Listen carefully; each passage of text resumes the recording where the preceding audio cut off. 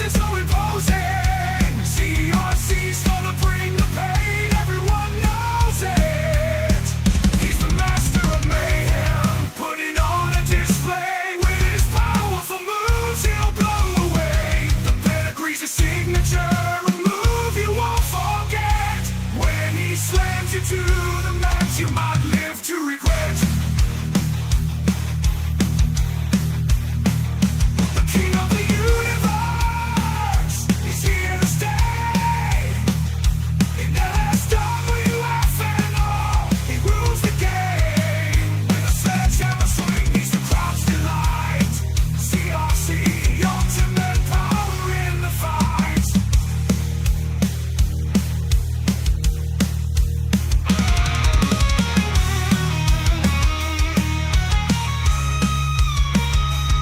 Hello, LS11 Universe. It's the king of the universe, ZRC, Xander, and welcome to Backlash 2024 Live Reactions. I have a theme song now, it's great. Well, you can ignore that. That's someone else's theme song I was working on. But we are here. I've got my own theme song now. I'm the king of the universe. The pedigree's my signature. I was playing with an app for that kind of stuff recently. But yeah. So is it a kickoff show for Backlash to start off here? Because if it is, yes, it is the countdown to Backlash. So I think, don't quote me on this yet, we might play some My Rise. Let's maybe get back to that a little bit, you know? We could do that. That could be fun. So yes, it looks like it's countdown to Backlash. May also use that time to work on the Sanctuary a little bit, because as you can see, the room's a bit of a mess right now. For reference to what's going on there, yeah, there's an app for everything, pretty much. But yeah, to explain what's going on there, I helped my wife clean up the living room this week, and, well, I kind of didn't think about how much stuff downstairs was mine, and told her I'd just bring everything of mine up here to the Sanctuary, and so the room is a straight-up mess right now, like a tornado hit it. So I cannot really move from this spot very well. I need to clean up the rest of the room. It's helped me find some stuff, though, which is pretty cool. I found the front license plate for my car, which, for those wondering, the front license plate for my car in the state of Georgia, you don't have to have a front license plate for your vehicle. You can, you don't have to have a front license plate with like numbers or anything on it. You can just have whatever you want. And so I got one made forever ago, and so this is what is on the front of my car now.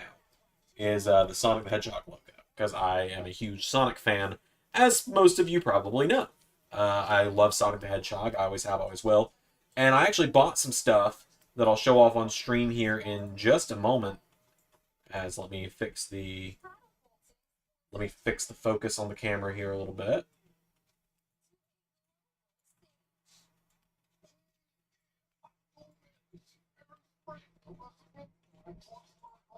There we go.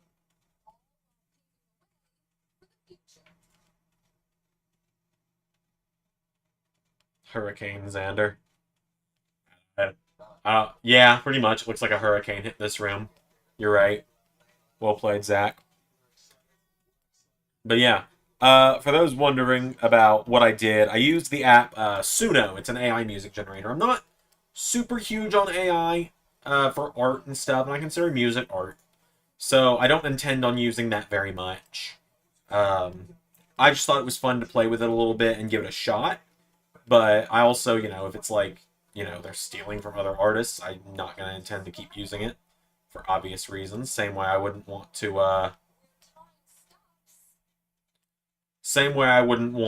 someone, like, stealing my art and using it for AI stuff. Like, if I put my own art through an AI thing, that's fine. But, you know.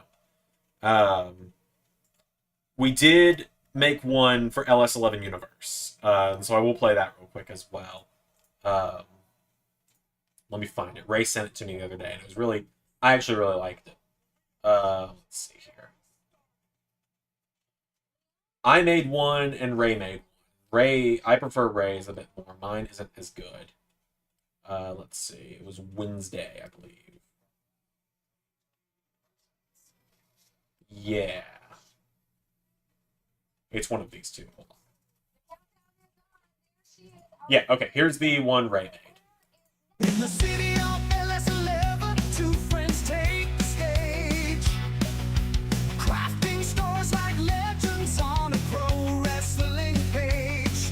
They wield their mighty personas with hearts made of steel, dancing in the ring with rock and roll to make you feel.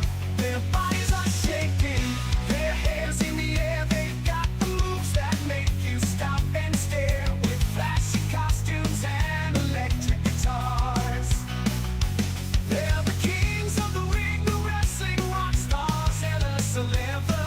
A universe built on dreams where heroes battle. Or so it seems. With the art of pro wrestling, they can write their destiny. In the land of their celebrity, where legends come to be. Where legends come to be. Where legends come to be.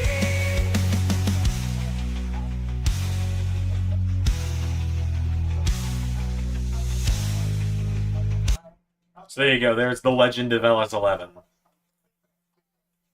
There is one I'm holding on to actually for a future video, but we'll wait for that for a later day. Also, I really need to figure out what to do to get the room a little better looking on camera here, because I'm not used to doing these streams in the middle of the day. So the window's not open, the blinds are shut, but it is just a white square. And it's like, I don't really have, there's not a curtain rod up there. I need to get one. I can't afford one right now because I bought a car this week as well. For those wondering, I bought a car. It is very nice looking. Here's a picture of it. I'm very, very proud, very happy with it. Can't see it terribly well on the thing there, but yeah. And of course, we got Hard to Kill later tonight. Typically, you don't get a response like that, but the Parisian fans, the French fans, I love it. I little known fact, every single time that I have wrestled in France, believe it or not, yeah, I'm fortunate to work with some students. I tagged with Shawn Michaels in France. Punk and Big E. CM Punk and Big E have a really good dynamic on these kickoff shows. But yeah, Hard to Kill is going to be fun tonight. The Rumble is what I'm really excited for tomorrow. Like, I'm really excited for you guys to see the Royal Rumble tomorrow. I think it's by far my favorite women's Rumble we've ever had, and it's one of my favorite men's Rumbles we've ever had.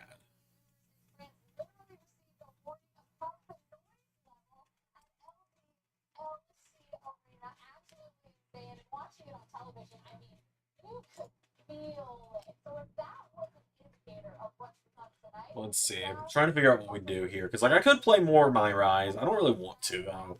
It's a fine story. I'm not a My Rise guy, and I think a lot of you... I'm not, like, a career mode guy, and a lot of people know that. And like I said, I didn't realize we were going to get started an hour early. I thought the kickoff... They don't advertise it as countdown starting at noon. Zach says, I've got a prediction for the attacker of Mike Bailey. Let's hear it. There you got. I do have some cool figures to show off. I don't collect figures much anymore, as many of you know, but I found some really cool stuff when I was out of town this week. I found out they did a re-release of the Teenage Mutant Ninja Turtles toys from when I was a kid, which is really cool because I remember these so well. I've still got these, like, out in a storage shed somewhere. And, like, I've got all four, I have all four of these guys. Like, these exact figures in boxes somewhere. But now, like, I have new mint in-box ones. And, yeah, they've got, like, the 2024 Nickelodeon logo on them. And, you know, I feel how I feel about Nickelodeon nowadays after the documentary stuff came out. But it's a little-known fact about me, given it's a wrestling channel here. I freaking love the Ninja Turtles. They are, like, that's my childhood right there. I wasn't a Marvel guy. I wasn't a DC guy until, like, I was, like, 7 or 8. From, like, the time I was born until probably the age of like 5 or 6 when I really got into Spider-Man the animated series.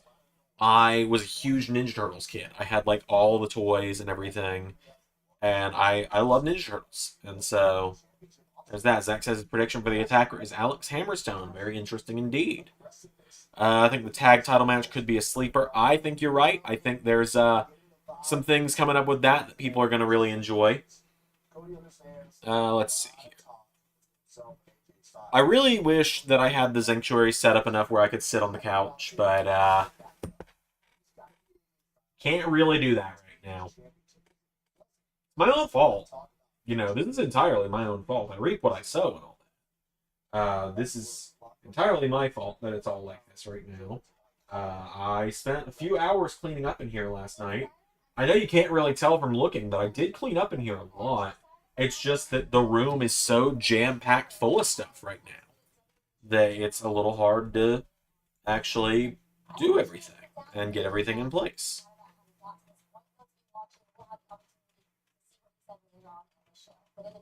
Also, Danhausen apparently won the GCW title for 2 minutes last night, and then the match was restarted, which sucks because I would have loved to see Danhausen with that belt. Very tempted to pick up the TMNT WWE, the Tribal Shred. What? Hold on. What? Oh, like these old guys, right?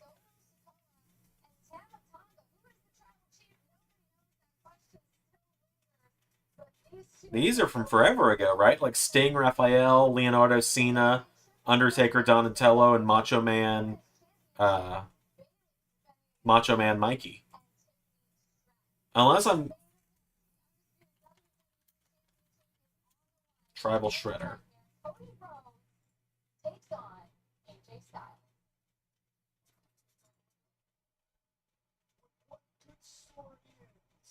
Oh, okay. I'm seeing it now.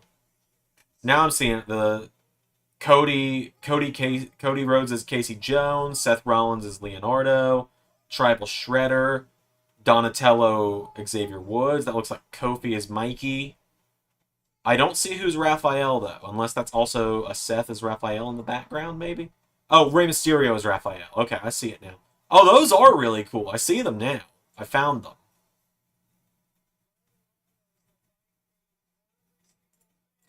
Zach asks, what has Jimmy Uso done, bringing in Jacob Fatu? Yeah, that was the reaction I was going for with how I was talking about it on the episode. I'm really glad people enjoyed that moment, at least. Like, that was why I debated premiering the episode, which does remind me, I need to go in and update win-loss records and stuff. So thank you for reminding me of that, Zach. And I need to go in and update rosters and stuff. So we will work on that. And God, hold on. Let me see if I can get something to block the window. Hold on. I've got some ideas. We're going to do that. But yeah, those WWE TMNT figures, those do look cool. I might have to pick those up. Like, I don't go out of my way to collect figures much these days, but those might be an exception. Let's see. Brittany, you're going to make the grand stream return here if this works. This back corner of the room is just a fucking mess.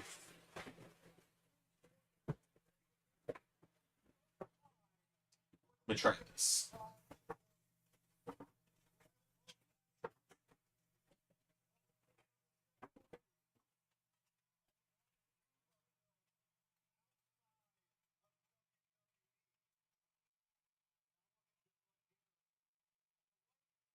That help, maybe? No, it's just shining around her. Brantley says, after the Cody and AJ match, I think Bo Dallas will return and either attack Cody or just appear like Bray did. Does the update mean Fatu NXT from free agent? Yes, it does that. Jay understandably did not seem pleased to see the Simone Werewolf. Yeah. Okay. So, hold on. What if I put this here? Oh, yeah, no, that ain't gonna work. Hold on, if I do that, and I scoot a little more this way, yeah, I aim the camera a little more like that. Okay, that'll work. That'll kind of work. I really need to get like a green screen stand or something. Let's see. You can see the shelf behind me a little better this way, too. You can see all my belts. You can see Luigi, Pikachu, and the Pinkie Pie that my wife gave me. I'll just keep that in here because she gave it to me. Dark Horse for the Rumble Jazz. There we go. This is a little better. I'm going to get a curtain for back there eventually. Well, I've got curtains for there. I just need to get a curtain rod. Okay. So, let's see here.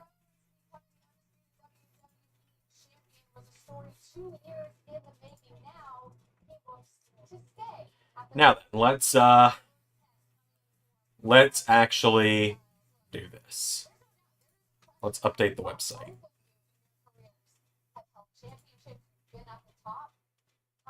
So start with Raw, with Royal Rumble. Started with Cena and Grayson Waller. Again, guys, I know I talked about it like throughout the week so much. I am so sorry for what happened on Raw. I'm so annoyed about that, man. Like, I'm so annoyed that my microphone did that. I don't know why it did that. Like, Ray thinks it's because I had it plugged into a regular USB and not a USB 3.0 port. But I've had it plugged into regular USB a million times, and it's never done that before. I'm just so annoyed.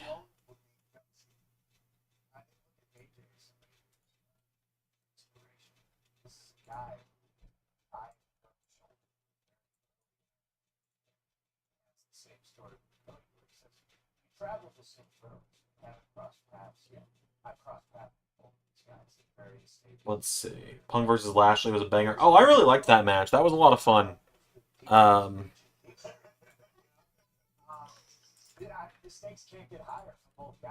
Let's see. Oh, hey, JT. Let's see here. Also, you guys can finally see my U2's collection over here. I've got 4 of them. I think I've got another. Yeah, I got another one on pre-order. I don't really buy U2s terribly often, but I buy some of them. The 4 I've got over there are Basically Do Work, the Gaming Terrorizer, Doug, and Phil Swift. And I've got Matt Pat from Game Theory on pre-order. That's one of my like YouTube bucket list items, is to eventually have a U2s. And I'm hopeful it'll happen one day. I think that we're working on stuff where maybe one day we'll get big enough where that could happen. Just, you know, keep watching, keep supporting with whatever we do. Punk is my favorite to win for the Rumble. Yeah, it could happen. You never know.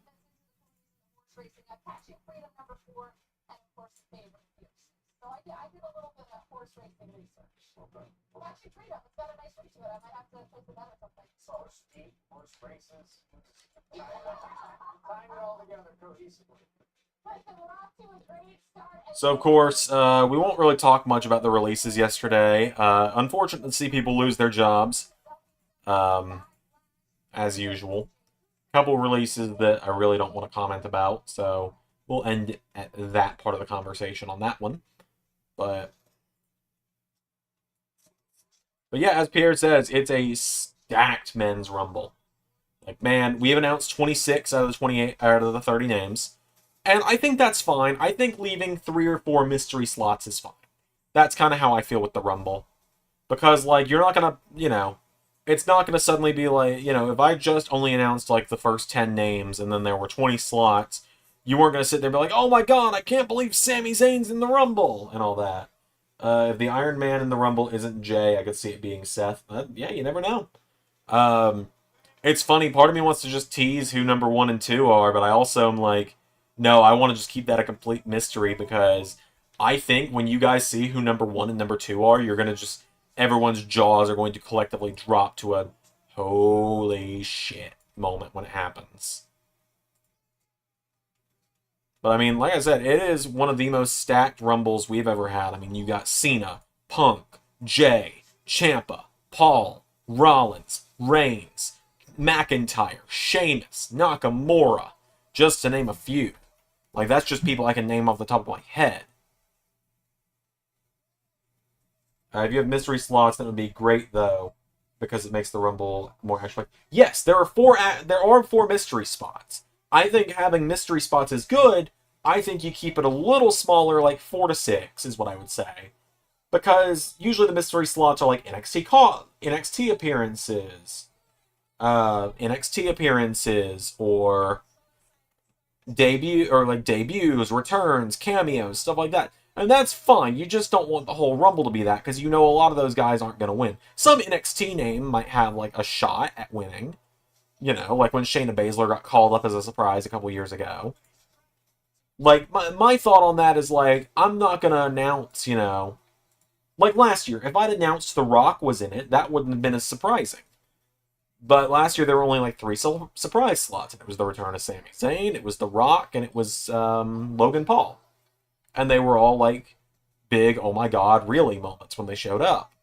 Whereas, and that this year it's kind of the same with the 4 empty slots we've got. It's like, I'm not going to announce all 40 or all 30 names. But I'm not going to just be like, expecting people to pop huge for like, oh, this guy that's on the roster every week that was probably going to be in the Rumble is actually in the Rumble. I can't believe it.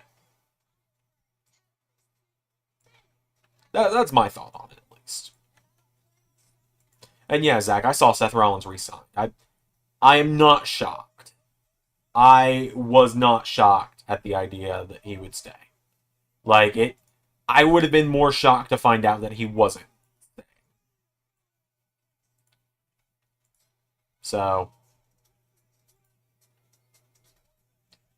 I also need to update the intro to NXT. We need more international shows, because the crowds seem so lit. They really do, man. They're great.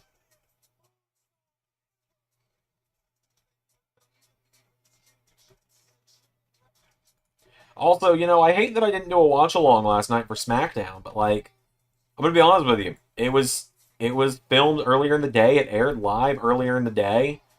And I already knew what was going to happen on the show because of that, so I didn't really have it in me to sit down and do a watch-along last night. So I took a night off, and I really appreciated having a night off, because sometimes I just need that, you know?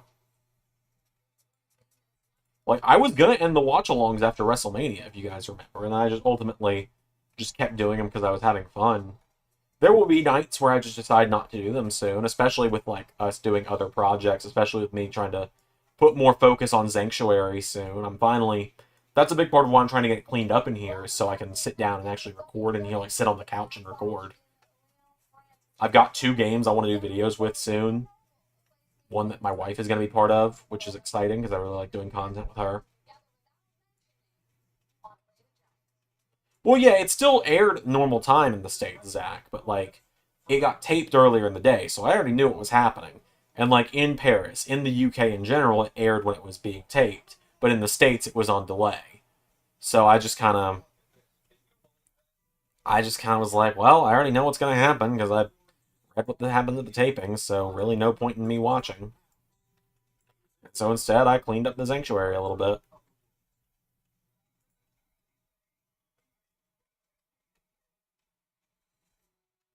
Let's see here.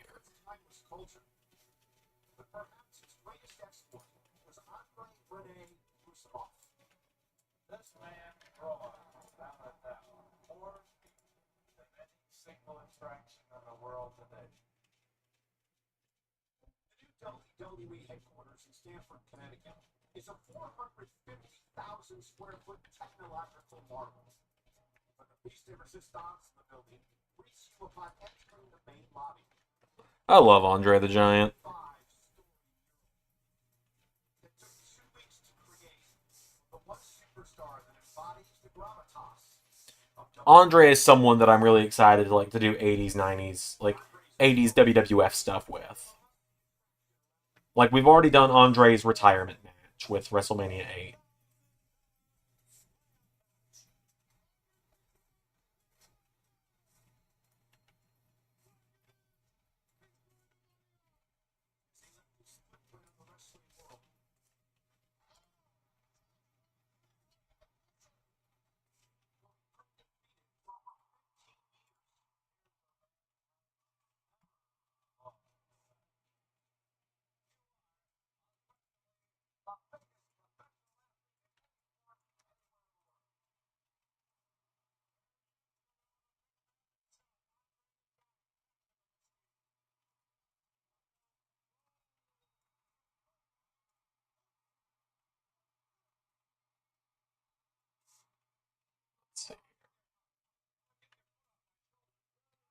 The story of the Rumble where Punk returns at the event he walked out.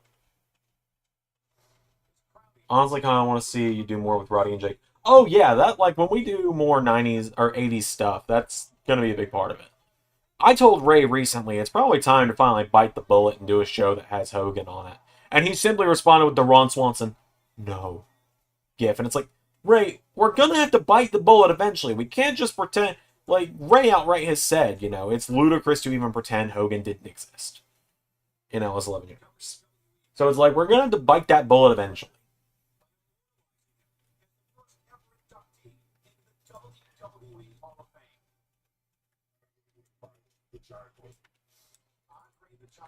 The man born in Grenoble, France, will forever be known as the man who turned professional wrestling into an international business. And he did so with his party laugh. Big heart. There is only one Andre the Giant.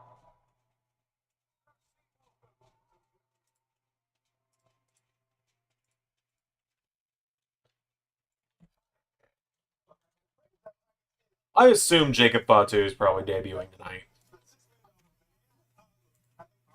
Trading arm as well. I think the cool thing about Andre is really just surpassed larger life. He was bigger than just wrestling. I think what he did outside of the ring, being this crossover character, doing movies, film, all the things he did, really incredible.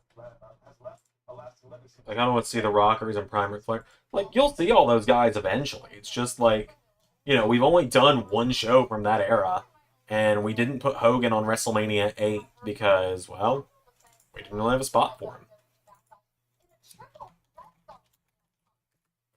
It's like the obvious match to do at WrestleMania 8 would have been Hogan and Flair, but like the Dark Side of the Ring stuff had come out like a few months prior at that point, and so we did not feel right about, you know, using either of those guys. Do we still do the? Oh, of course, absolutely. So richly deserved without. Yeah, absolutely.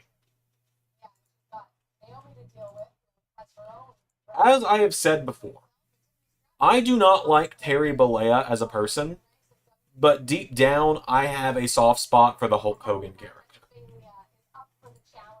And I think a lot of people might be the same way about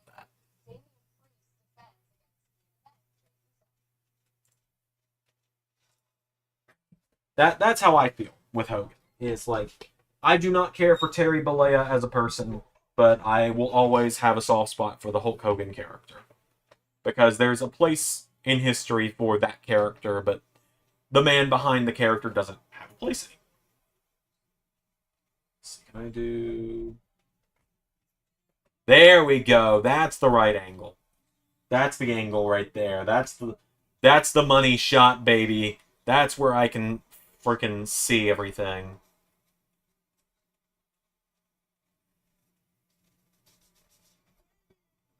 I guess I have an idea of Roddy and Jake as the dark reflection of the Mega Powers. Ooh, that could be fun.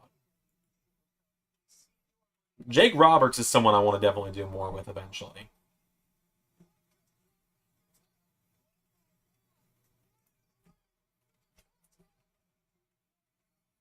So, do they put the belt on Jay tonight? I don't think so.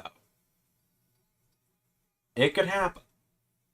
Same 2002 and 2005 Hogan are just pure nostalgia. Yeah, exactly. And it's like, my thought with that is, you know, I do not think in LS11 history that Hogan won the WWE title in 2002. If anything, he won the US title. Because it was the one title he never had, brother. I know he never had the Intercontinental, but...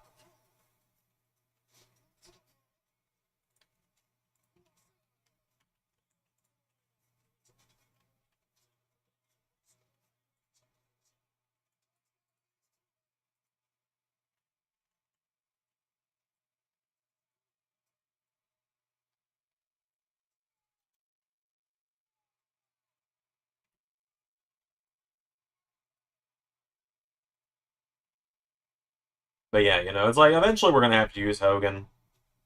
There's rumor of Hogan versus Snake, but Hogan said no. That would have been fun, man. Like, and the thing with LS11 history is we have the power of being able to say, well, no one had creative control.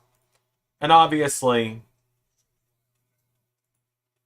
you know, that's not the same luxury as what happened in real life, but Part of me thinks that I want to keep that match canon. Part of me kind of want to keep that match canon.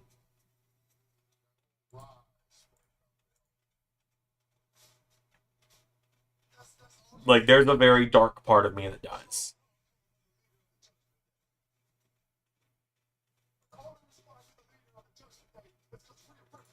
Oh, Jacob Fatu's already trending.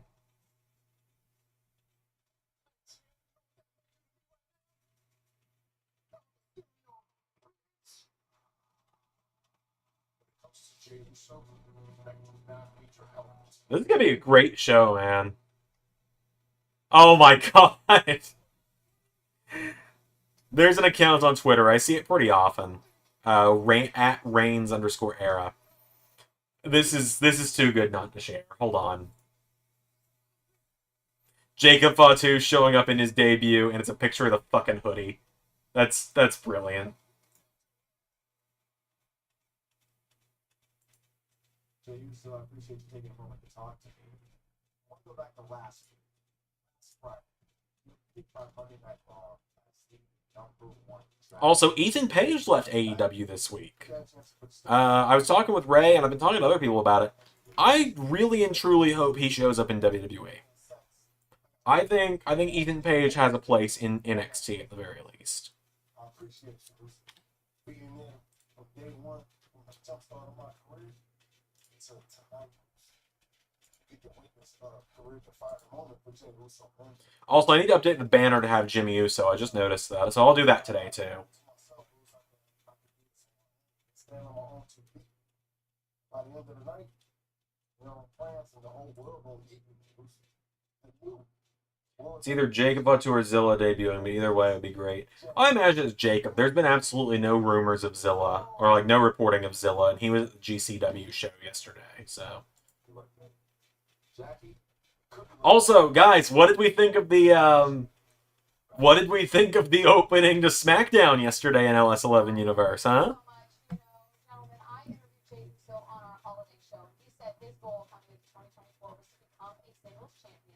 What did we think?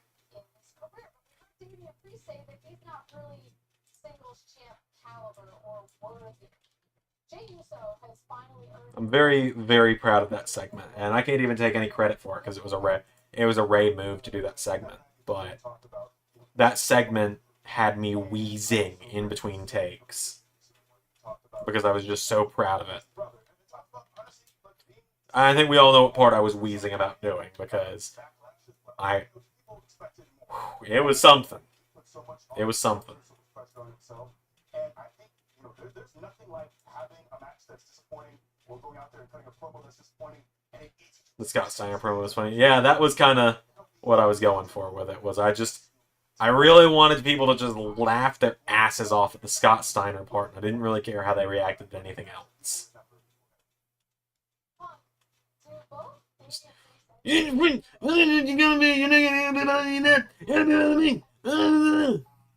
don't know what the hell he just said. Sometimes it's Starbucks gift cards, sometimes it's a broken elbow, receipts left and right. Perfect. Honestly, I was laughing hysterically during Scott's promo. And Braun just being confused was a highlight. I mean, that was the only logical response. Was just, the hell did he just say?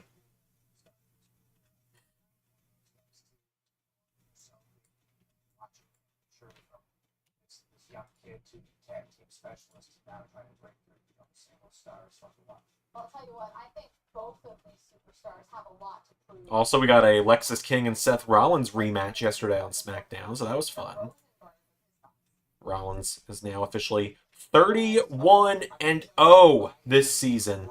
The streak for Seth Rollins this season continues. He is on a roll, guys. Like, Rollins is on such a roll this season. Like, I definitely understand why people think he might win the Rumble. Like, particularly if there's goal involved, it goes without saying. What makes this match so compelling to me goes beyond the title. It's about the reputation. It's about the main event, Jey Uso. All right, Jey Uso has become one of the faces of WWE, one of the faces of Monday Night Raw. I know the names I've mostly heard. The names I've mostly heard people saying they think are winning the LS11 Season 5 Rumble are Cody, Punk, Cena, Ciampa, and Rollins. Those are the 5 names I've heard you guys saying most. And I've heard people, I've heard a few rumblings that people think Jey Uso could win. Apparently, that's will Seth ever lose a match. I mean, one day he's got to, right? Someone's got to be able to beat him eventually. Just a matter of who's going to do it.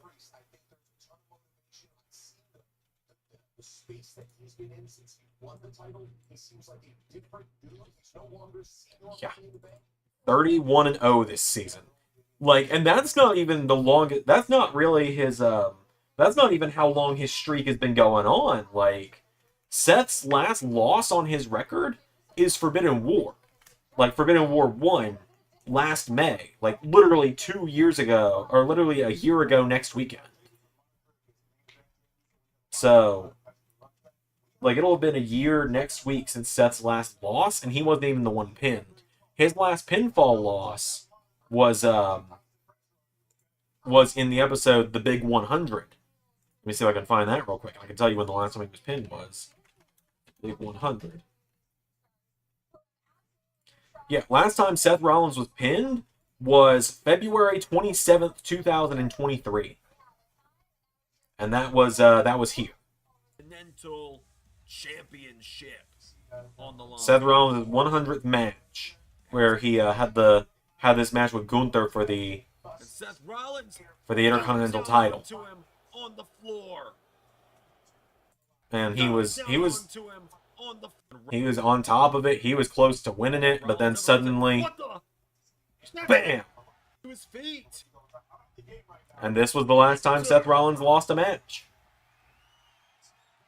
Powerbomb to Rollins. 1, 2, 3.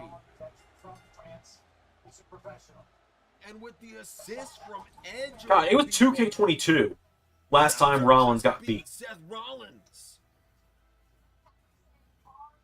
Seth Rollins' 100th match. Yep, this was the last time Seth got pinned, was in his match with Gunther, all the way back in 2K22. That means Seth Rollins went from 2K23, spent the whole game without losing a match.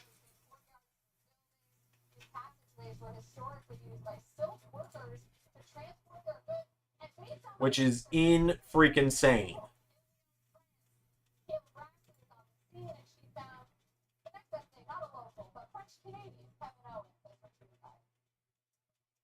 So I've been to France before.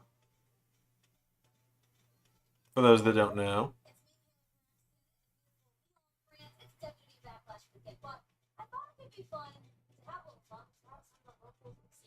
I was in Paris though. I was not in Lyon. Where did we end up going though? Because we went out of Paris for a day. We went to an art museum that she really wanted to go to, and I don't think it was in Lyon.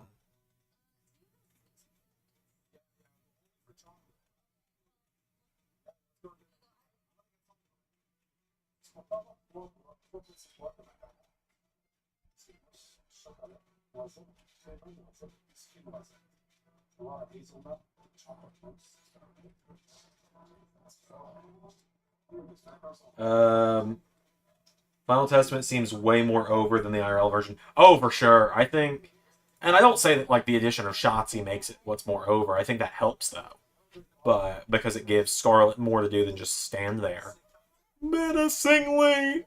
But anyway, bro, Seth has got to be one of your pillars in universe. Yeah, he definitely, like, I'd say the 4 pillars of, at least the 4 pillars of LS11 WWE are probably Seth, Cody, Ciampa, and I wouldn't say Gargano. I'd probably say Seth, Cody, Ciampa, and Rhea.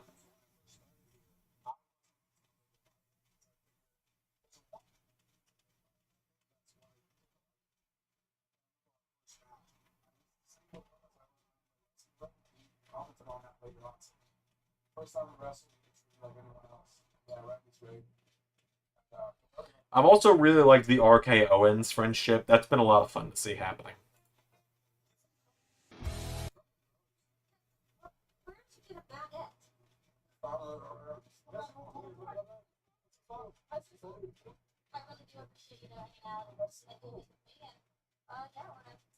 Okay, let's see. What all happened on Dynamite this week? Because, I don't watch too much of AEW sometimes. So, okay, we had Aussie Open in action.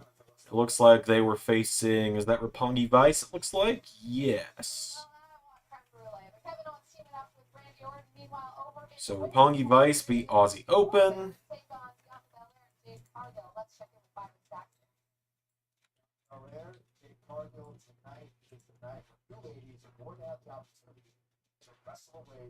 Oh my god, Zach, the golf cart at WrestleMania was the funniest shit, dude. That had me dying. Oh, that was funny. We need a golf cart entrance in 2K25 just because of that. Real smart Gunther to wear his gear under his suit. Yeah.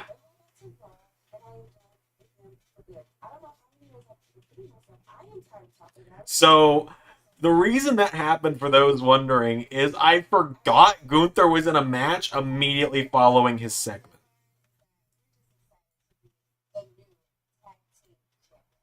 Like, just completely forgot.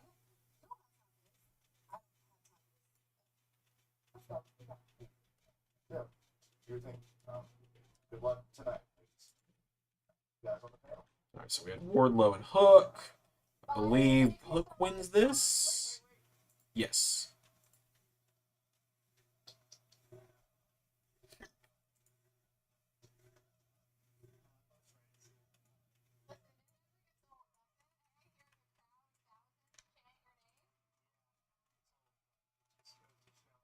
I wish I was there. I'm happy to be here with y'all. I wish I was there with them. And I promise, France, next time you see me, I will have my boots on. I promise. I could see KO being stuck in the middle of Randy versus Cody. True, that could be fun. Okay, what else do we have? Alright, the Guns versus the Hardys. I know who won that one, because I remember the graphic. Ass Boys on top. I imagine it's kayfabe tearaway pants like Cesaro stuff. Yeah, probably. I imagine Gunther was in a tearaway suit. Mox vs. Hook's gonna be fun. Oh yeah, Ray was telling me about that, and I'm really excited for it. I've personally really enjoyed the more recent. Like, it feels like once Ray got on 2K24, it feels like he kicked into another gear as well, which is really cool to see. Like, and that's not me saying the show was ever bad by any means. Ray's show has always been fantastic. It just felt like it got even better, which is incredible. Like, it's incredible to think that he's continuing to get better and better. It scares me how good he is at this. All right, Mox and Brody, and I know Mox wins that one. Main event of the show is... Oh, Hobbs beats MJF? What the fuck? I have no recollection of this.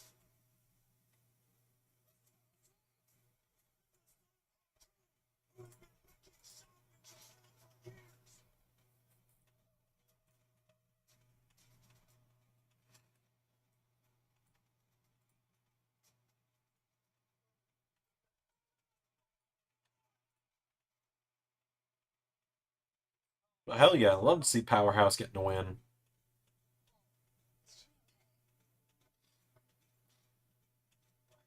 You never know when you'll be called for a match because of Swerve. I see that now.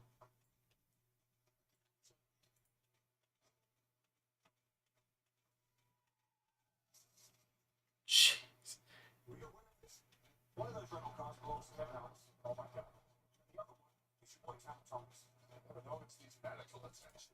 I will not tolerate this established behavior. Go. Now I gotta go add Aussie Opens losses to it. Because they're listed on the Ring of Honor section of the website, but I really haven't done anything with Ring of Honor in a while. So I kind of just told Ray, use Aussie Open whenever you want. I don't really care.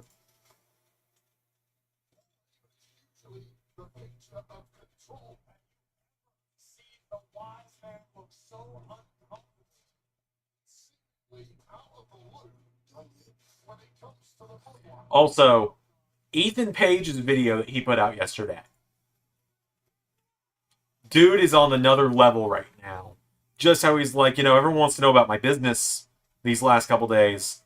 Well, my peers aren't going to like this. And he's just advertising his figure that's selling out on ringside, which is fantastic.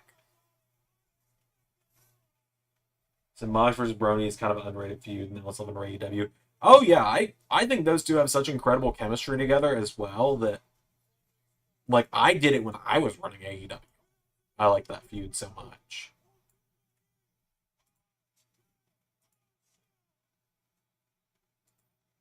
Alright, finally TNA. I should know what happened on this show. Am I still going to have to go to the video to remember? Yeah. So I know Zaya Brookside fought Steph DeLander. Trent Seven fought the reality Zach Clayton. Joe Hendry and Alex Shelley had a match in the main event. I remember that.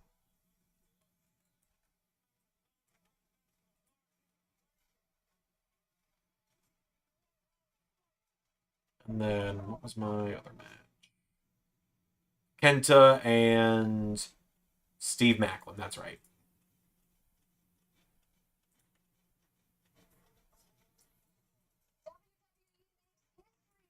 Also, shout out to Joe Hendry, who is killing it right now in real life, too. Number 4 in the UK charts for downloads for I Believe in Joe Hendry. I was genuinely really worried that when he put the song on Spotify and stuff, it was going to get put into the YouTube copyright detection stuff. And I thought I was going to get about 50 notifications about copyright claims from Joe Hendry. But he's been very chill about it, which I appreciate. Do I see a White 6 debut tonight? I think it's incredibly possible. I think it is very possible we get it. I'm not 100% sure. But I would personally love to see it.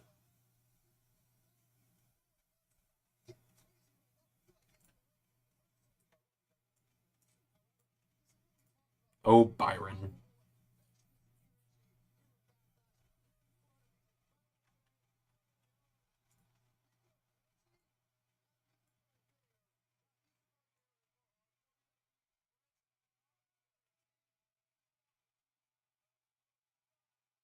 God, this crowd is hot tonight. Today. I'm going to run downstairs and grab something to eat while the kickoff show is coming to a close here in a minute, but I'm going to get the website updated like I said I would first, because I said I would do that. Also, here's a little question to leave you guys on while I go grab my food. What do you think Chris Danger's surprise he's teased that he has in store for the Embassy of Erin is? Let me get the website publishing with these updates. Let me update the channel banner because I realize I haven't done that yet. And so there's a reason why I haven't done it yet, for those wondering. I accidentally was using Jey Uso for Jimmy's NXT title render. So I feel kind of stupid for that one.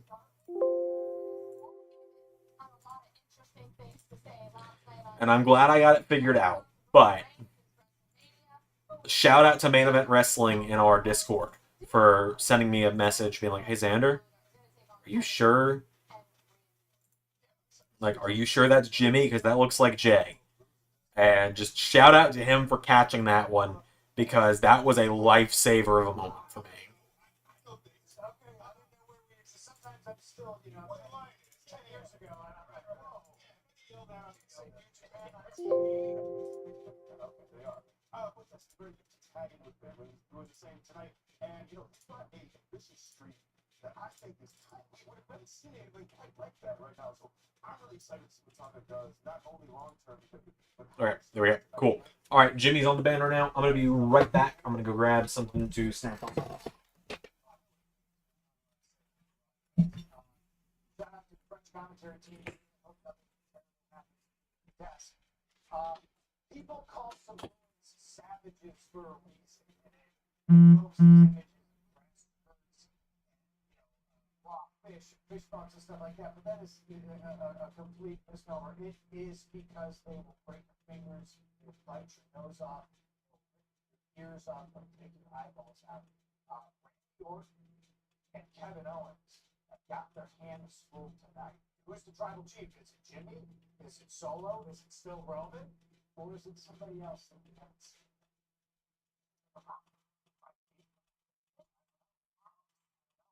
Never call it final boss. I don't know. Not calling him a long time. Any thoughts on his vibe, let's say, on SmackDown last night? Seems a little maybe like he doesn't have big fingers. You take a whiteboard, you drop it in the middle of a bunch of smallers, you're gonna be.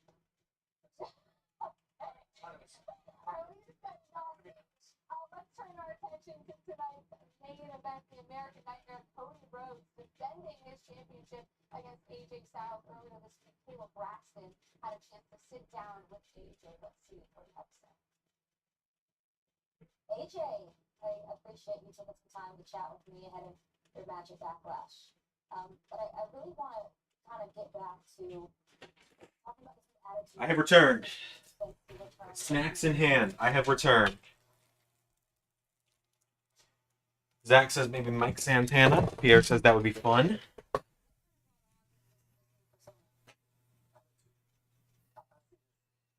More like a focus. I was out.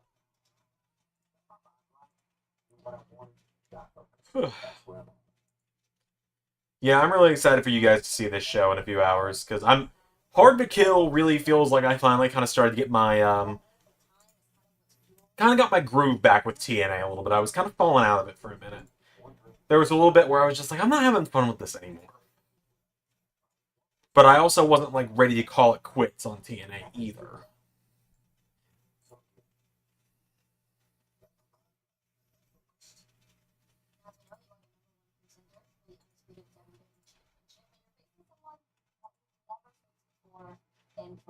What are your thoughts on Cody and this? I think it's going to be a very big show tonight.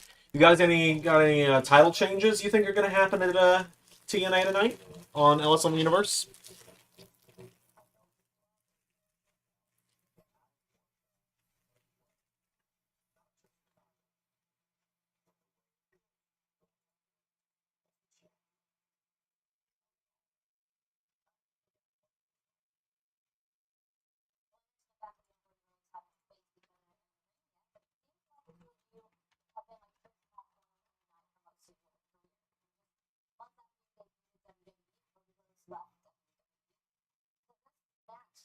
Resonate on a more personal level.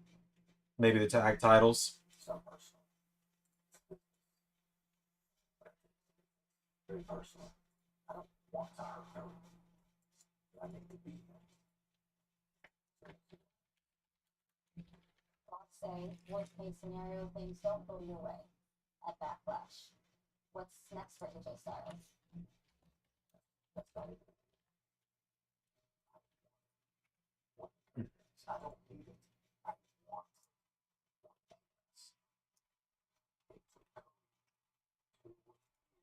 to finish the story and win the championship.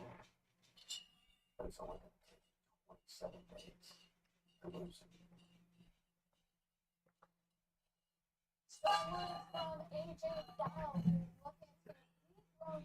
How does WWE have all these good renders of Cody with the belt, but the one they use on the website is the shittiest one possible, where it looks like they just put modern Cody's head, like hair, on 2007 Cody's body? Like, seriously, how do they put? How does Cody have the most 2007 Cody render possible, where it looks like they just photoshopped the hair color and added the neck tattoo? Also, why is the Universal Championship still active? When he had a bit of a chip on his shoulder. Maybe he was acting a little more in self-interest than what every single fan thought about. Maybe it's a dumb thing to be upset about, but it annoys me. Celebrating Cody's victory. You know who was not in that ring? You're probably sitting here thinking, Xander, that's a very weird thing to be pressed about, but that's kind of my thing. I'm the artist of the channel. I'm the one, like, I'm the person who does, like, all the art for the channel. So, of course, I get very, very uptight about art not being done right. Will you ever see retro, any, like, crazy moves, like shooting star over the top? Don't really know how to answer that, honestly.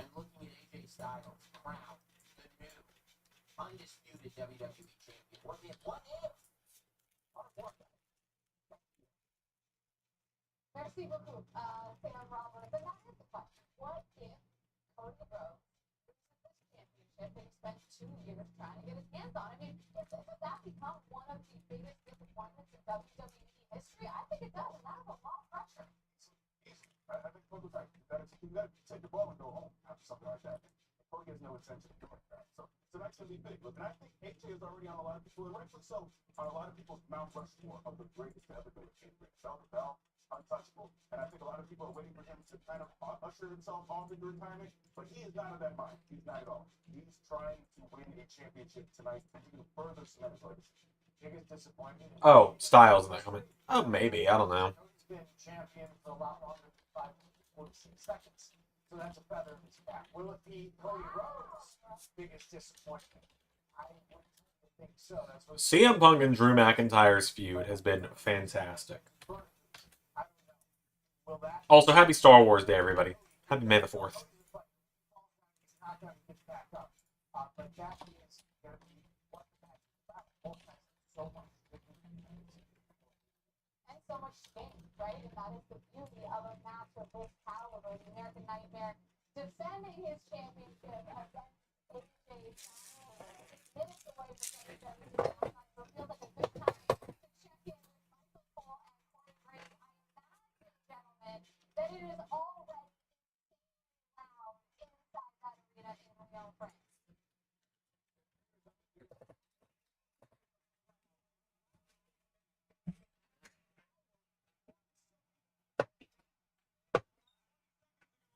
Why does WWE not do matches on the kickoff show anymore?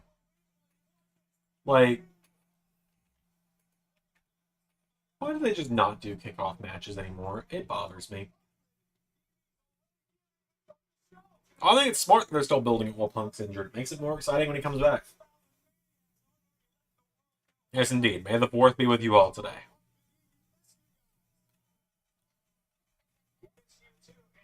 Please bring home some cheese for me and some wine for Biggie, and then we'll still be friends. And great. Cheese, wine, and chocolate for Jackie.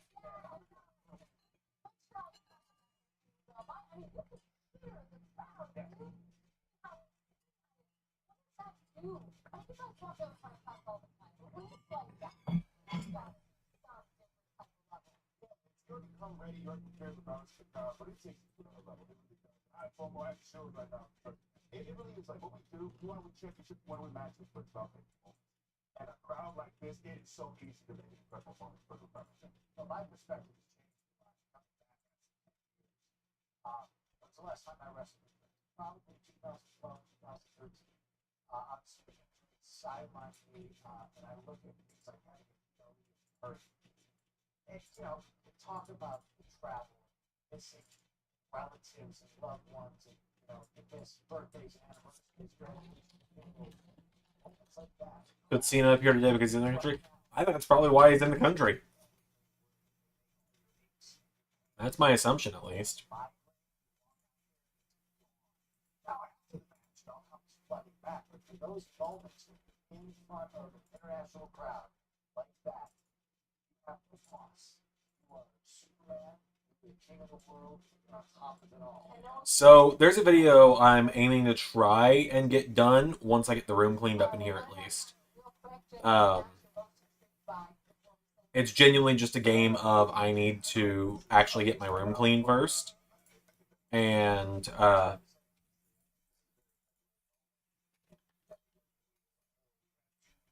I want to get it done. I want to make a video on the Mortal Kombat 9 Challenge Tower, the 300 Challenge Tower, because I know how hard it is, and I've never finished it. I got halfway through it and quit a couple years ago. I want to make a video on finishing it because I know that third 100 trial is bullshit levels of hard, but I want to do it.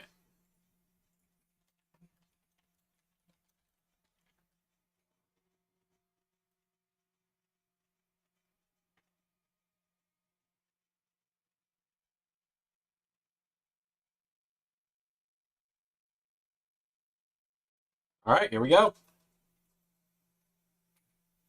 I know I say it every stream. I love the new Then Now Forever graphic.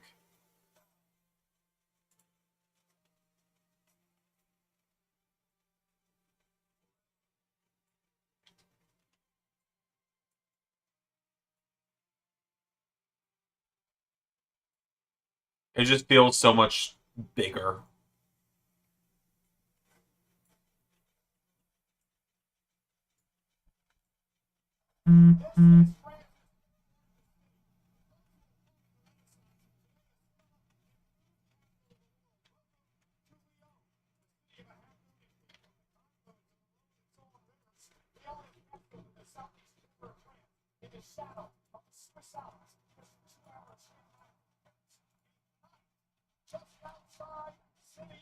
Just a 2-hour train run repair. So yeah, I did not go to Leon because the train run I took was like 30 minutes.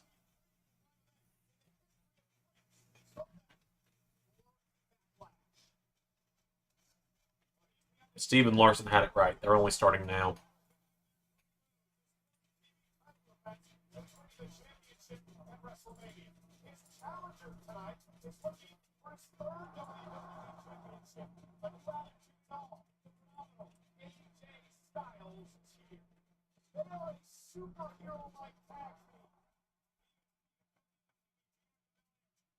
Let's see. Paris is nice. It's really nice. It's expensive to go, I'll tell you that, but it is nice. I had a lot of fun when I was there. It was a bit of a stressful week for me, just because of how much there was to do in so little time. And my wife and her family's version of a vacation is a lot more go go go than mine is. And of course, it was just me and my wife, but you know, she's got her family's mentality on that kind of stuff, which is fine. It is.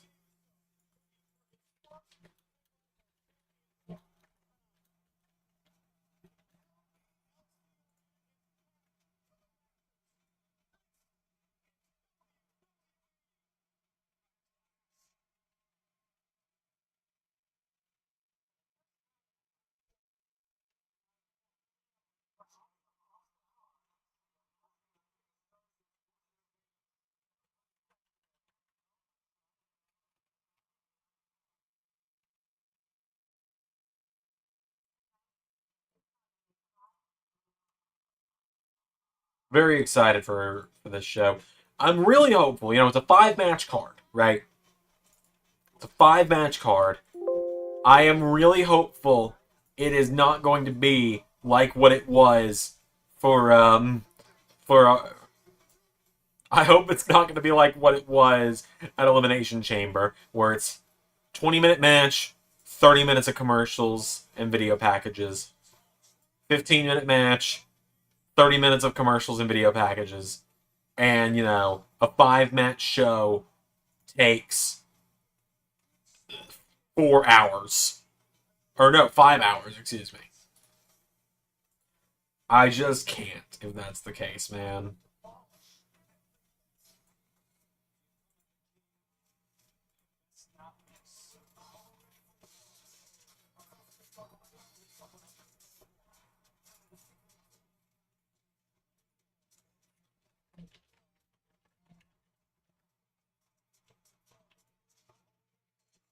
I'm just going ahead and getting the I'm going ahead and getting all the updates made to the website for TNA, because I figure I control when those things go live on the website. Like I'm the one who hits the button that makes those updates go live. So if I just go ahead and do this now, then as soon as the pay-per-view is over, I can just make it go live without having to do all this work.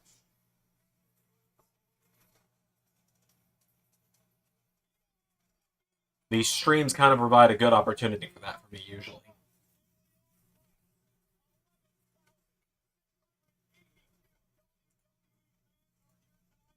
Also, my hair is just so damn fluffy now. And it's weird, like I can't pull it back in the man bun the way I used to. Like I had the man bun in on Monday on the watch along. And it's like I don't know if I'm just doing something different. I don't know if I'm doing something wrong, but I am struggling to get it pulled back the way I usually do. And of course, now that I'm trying to do it on stream, it's going to work no problem, isn't it? Son of a bitch, it worked no problem that time. So, good to know, I just have to be on camera bitching about it. Alright, starting off with Bloodline. There we go, let's get the man bun in for Paris. My family saw the man bun for the first time last week, because I was in town, families last week, as many of you know.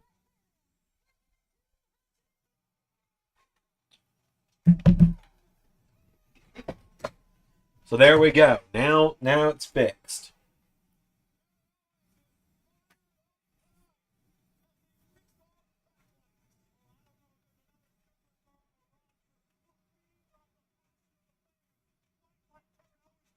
Not quite long enough to do that yet. This could be match of the night. And like I said, this has got to be where Jacob Fatu shows up. If Paul Heyman's trying to talk, then was like trying to talk Owens and Orton out of this match because it's too dangerous. He knows something's coming. It's got to be Jacob Fatu, right?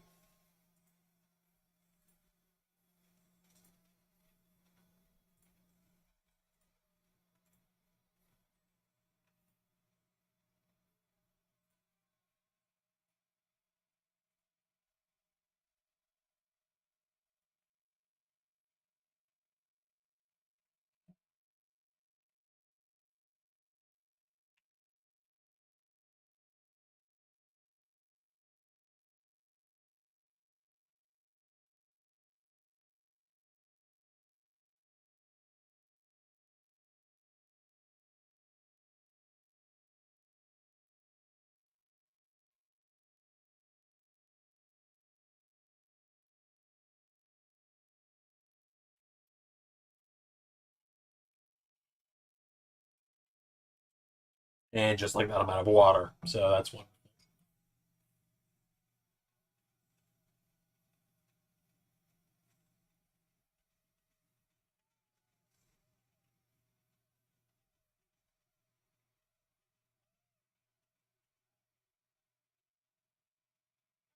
Soaking in the incredible emotional moment here tonight.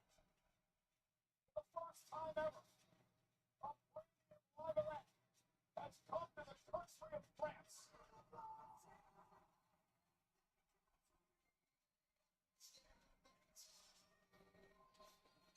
There he is. Oh wow, they're singing his theme too. I know I saw a video of that last night.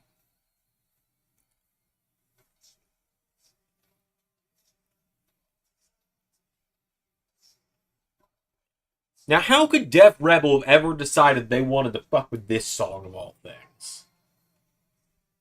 Like, what would have ever made them think that was gonna work?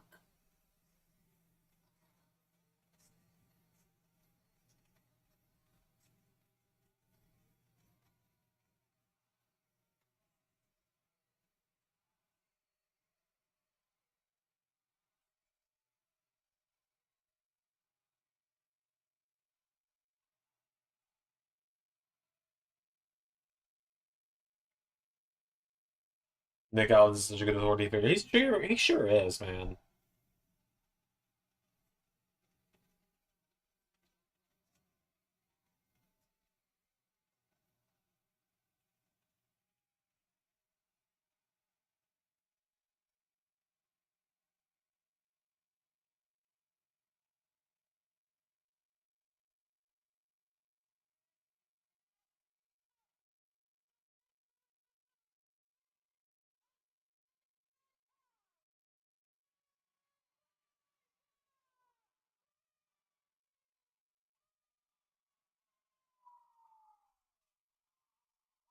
Wouldn't be against him challenging Cody for the belt.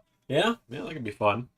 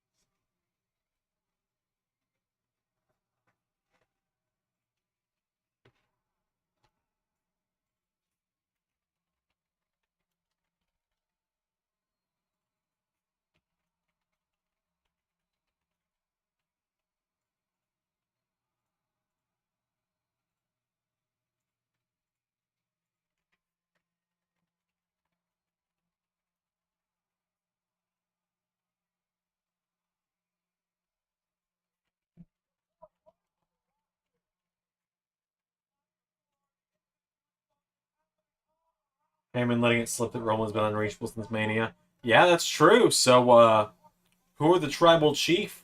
Who's the tribal chief that they're getting orders from? Quite the question, isn't it?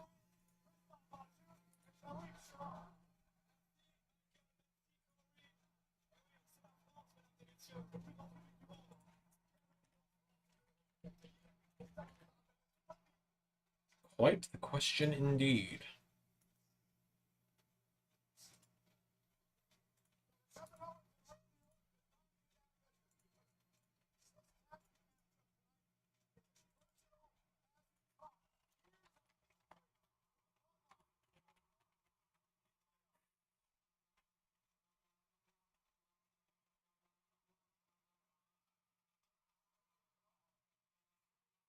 Paul Heyman just looks so terrified, and I love it.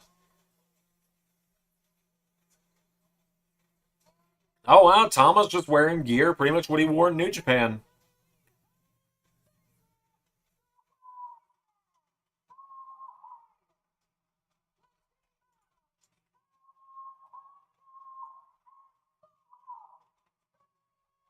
I mean, yeah, you're right. It's either got to be Solo himself, calling himself Tribal Chief, or The Rock. I I don't see it being Jacob, and I could be wrong. It could be, but I don't know.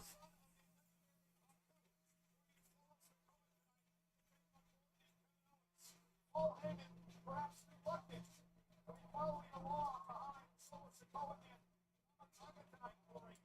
Remember, Paul Heyman said last night that Roman Reigns wants him in charge. But it doesn't mean that the wise man is in control. It was an incredibly rare slip of the tongue by the wise man that was passed down over the entire bloodline. I don't know whether you two Michael What are they chanting? They're chanting, "We want Roman." I hear it now.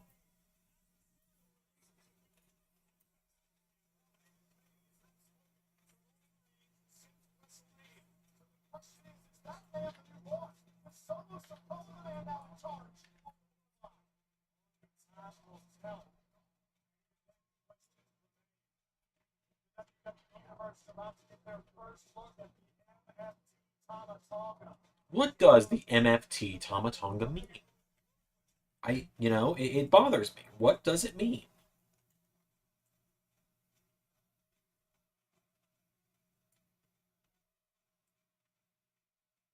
Also, didn't Rikishi drop like a rap track last night? Am I making that up? I saw him tweet something about like a lifelong passion of his. With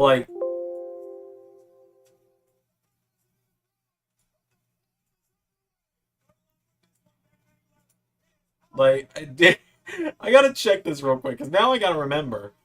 But I swear Rikishi like dropped a rap track last night or something. I think JJ retweeted it. That might be who I'm thinking of. Imagine after all these years, we want Roman. I know, it's weird, isn't it?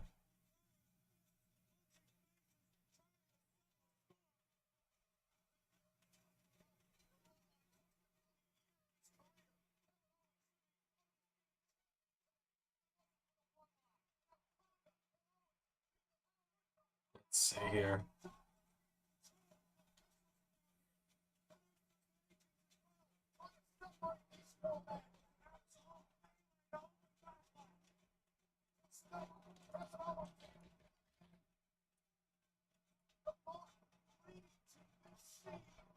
Yes, hip hop has always been a part of my life. When I started my wrestling journey, I always had a tape playing in the car on the road from city to city. To start this new adventure in music, I want to pay homage to hip hop. Yeah, Rikishi like just straight up dropped a track last night.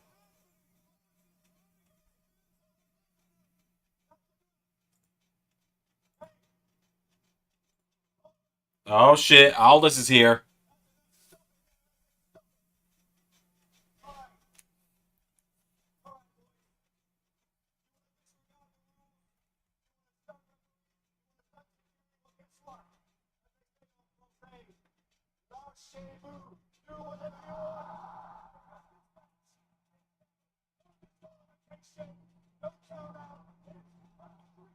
Oh snap! This match is now a street fight.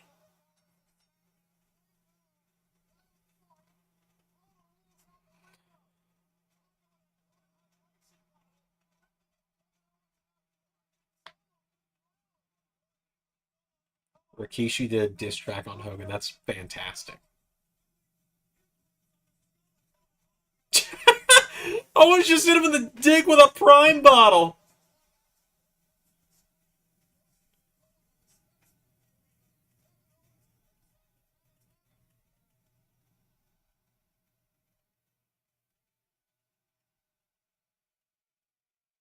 This is a fantastic way to start off the show. Like, you want to get the crowd hyped. This is it, man.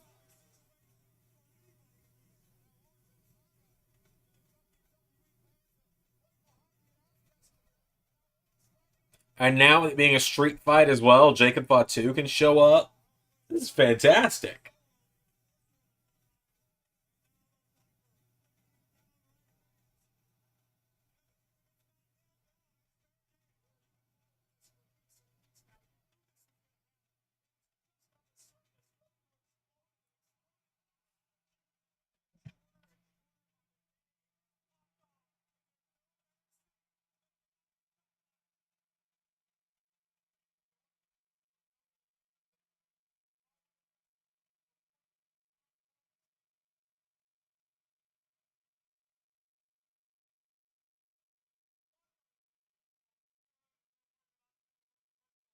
Do I want to know a healthy snack? Sure, Zach.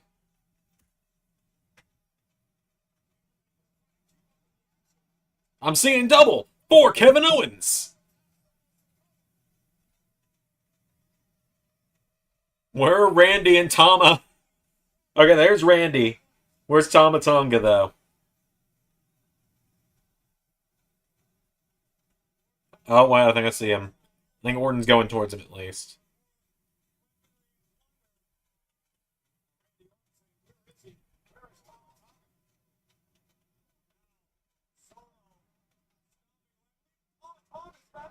Oh, shit! Tama. Yeah, there's Tama.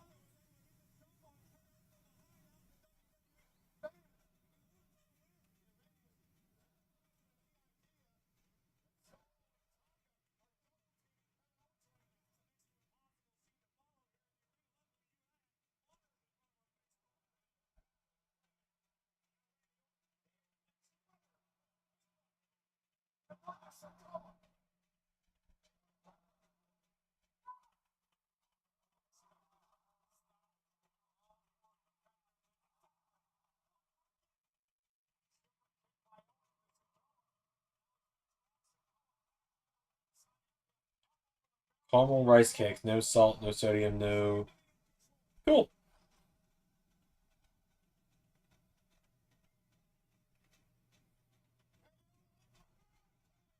They're kicking the Bloodline's ass right now. Is Randall about to do a dive?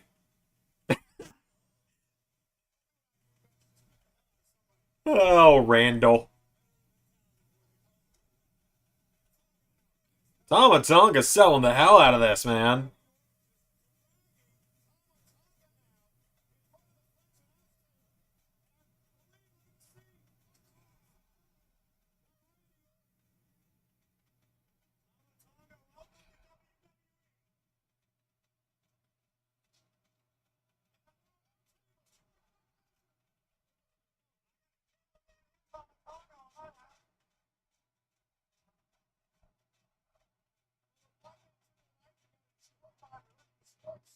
Like I said, this is just a fantastic, like, start to the show.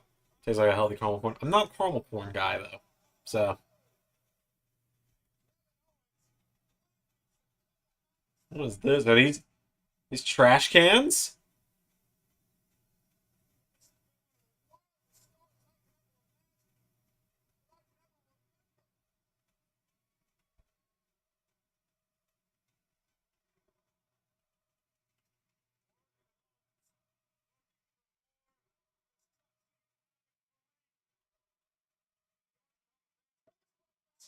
Jesus!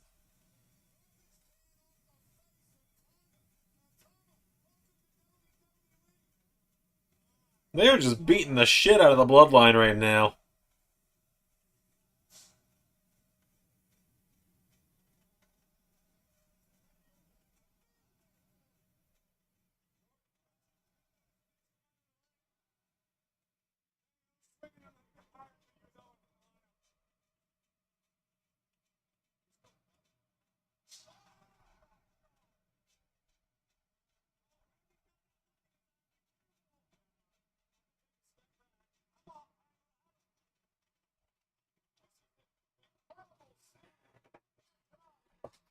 One day Randy Orton's gonna do a perfect suicide dive. Maybe. I don't know. I could see him just going the rest of his career never doing it.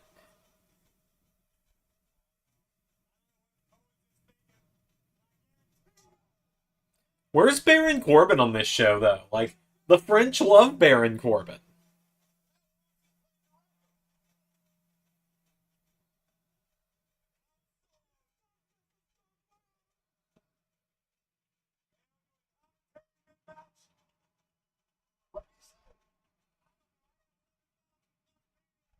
Oh, there's a table.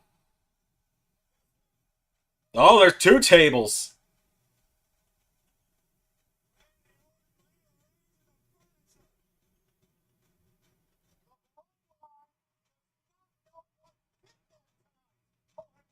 Have we ever seen a scenario where the bloodline just straight up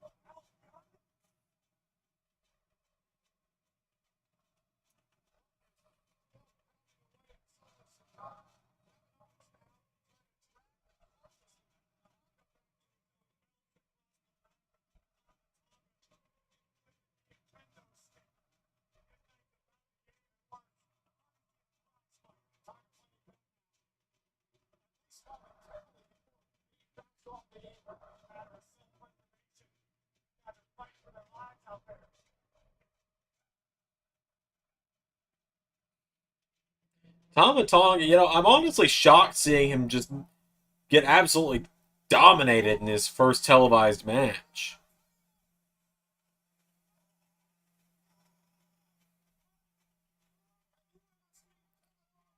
I assume Jacob Fatu is moments away, though, given the Bloodline are just getting absolutely destroyed.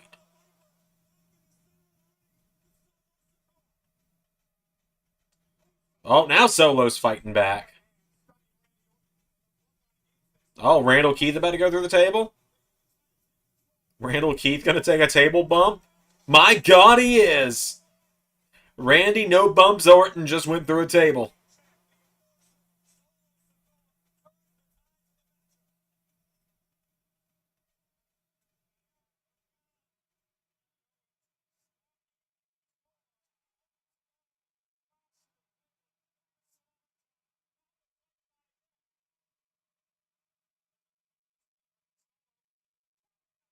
Owen sold the hell out of that.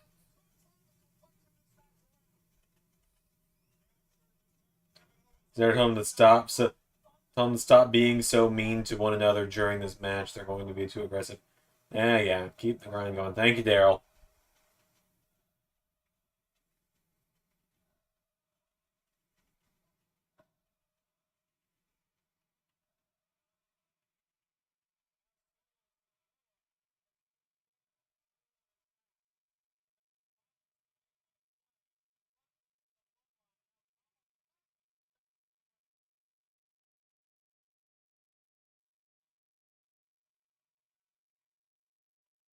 There we go. Now we're getting that Tama Tonga fire.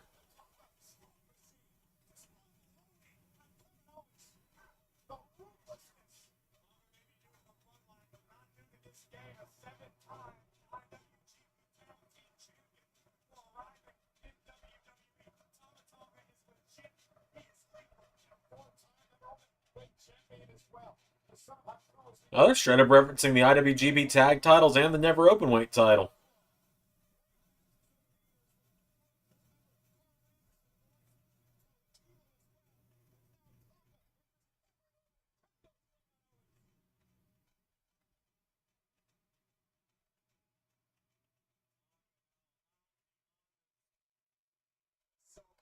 Xander really just told you go cry me a river. Pretty much, yeah.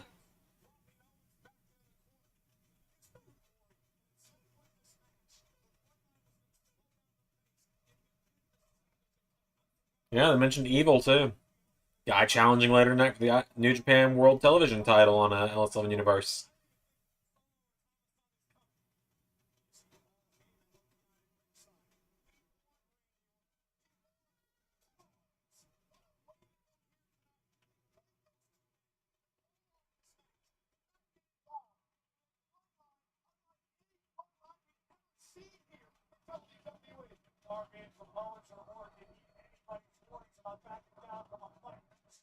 Jesus.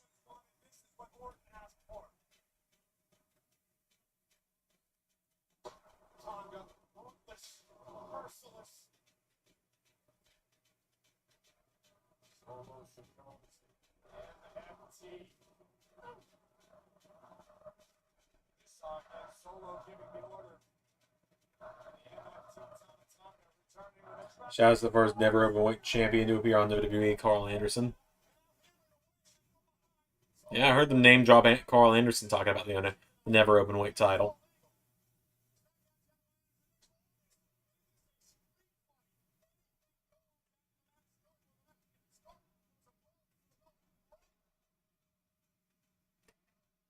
God, Solo's hair is awful, man. I'm sorry. I'm sure some people like it, but just the bleach blonde fluffy mohawk ain't working for me. It looks ridiculous.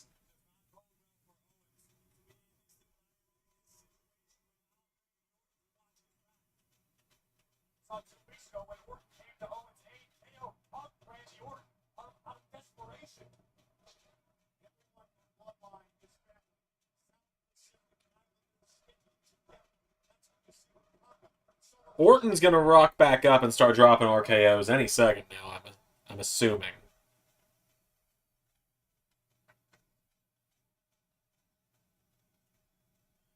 We're getting a third table.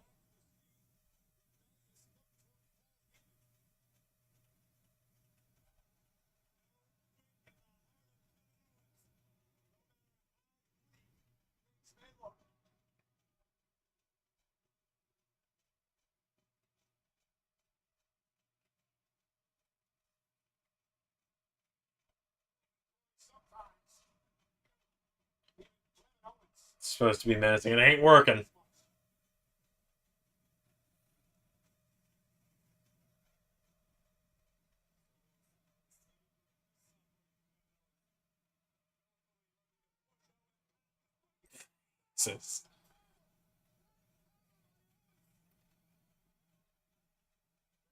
Jesus!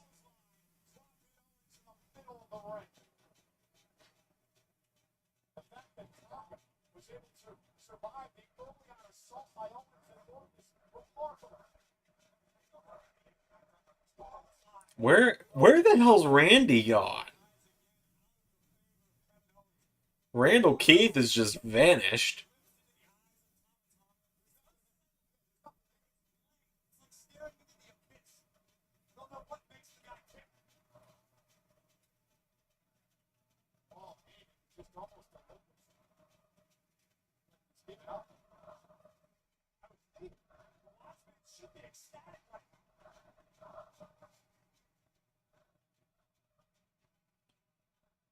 I mean, they're chanting Randy Orton. There he is.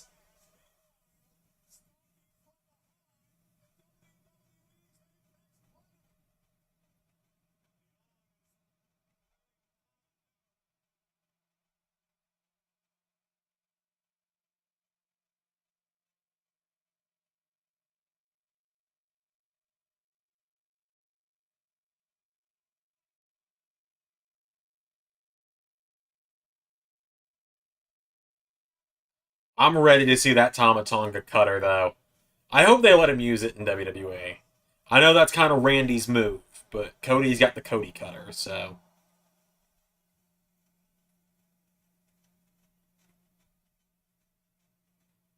So weird how everyone in the match was afraid of Fox, even his own team. Well, Jimmy wasn't afraid of him. Jimmy wasn't afraid, and Jay wasn't afraid. It wasn't that either of them were afraid. Jimmy was excited he was there. Jay was freaked out because why the hell would we bring this guy in? That's what it was.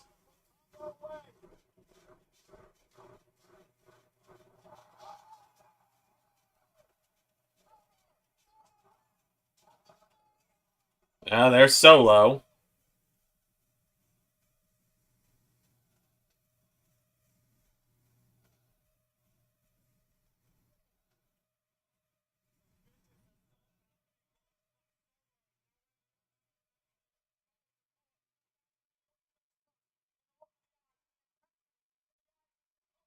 This match just kind of keeps going, doesn't it? Thomas Gunstun rules. I've seen clips of it. So I'll admit, I've never watched a full Thomas Honga match. I've just seen, like, highlight reels of it.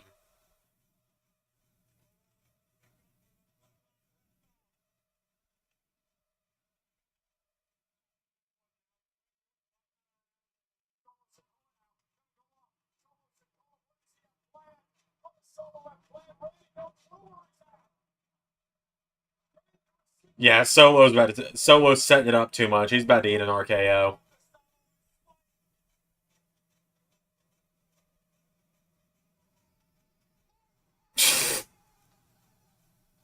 Maybe you shouldn't have fucking yelled at him. It wouldn't have woken him up. You dumbass.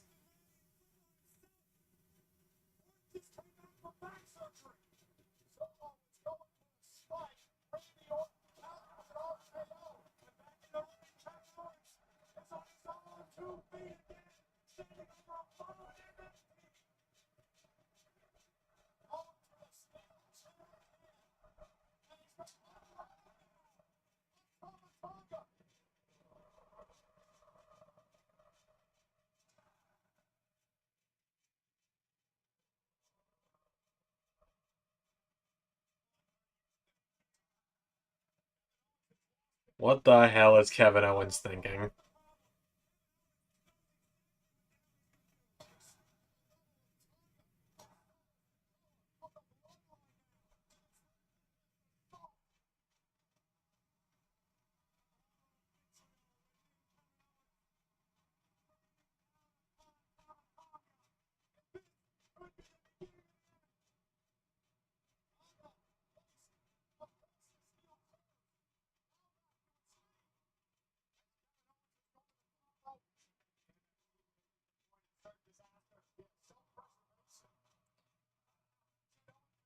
Hmm.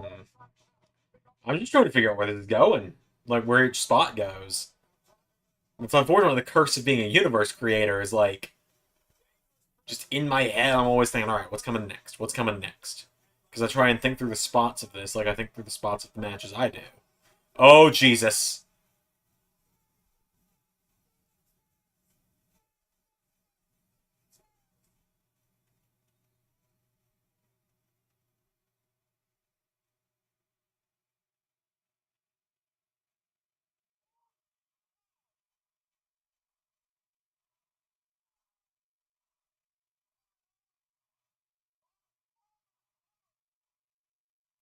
Ref's in position to get pulled out. Wait!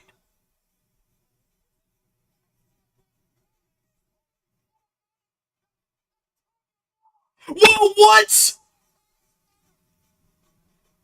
Wait! What? Tongaloa?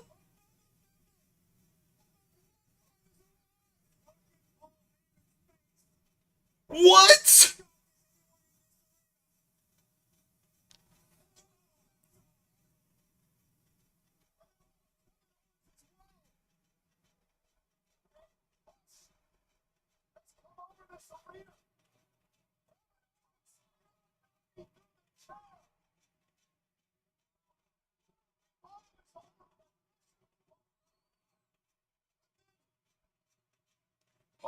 my god!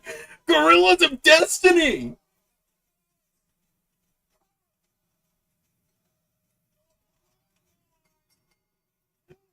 Oh my god! Dude! What? Tongaloa! Dang it, Joe Mashups, you motherfucker! Joe Mashups just tweets out, motherfucking Camacho is back. Oh my god! But what about Fatu? He'll get here eventually.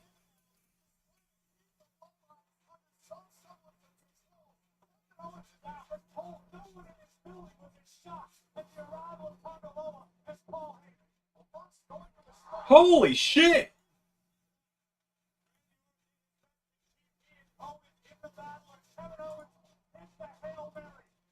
Yeah, no, Fatu will get here when he gets here. I ain't worried about that right now. Tonga, I thought he was signed to New Japan.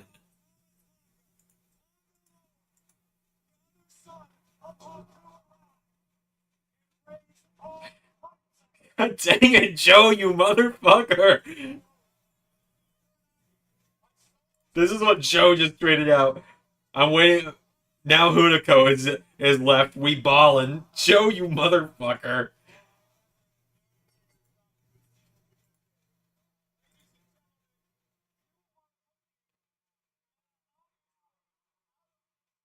Oh my god.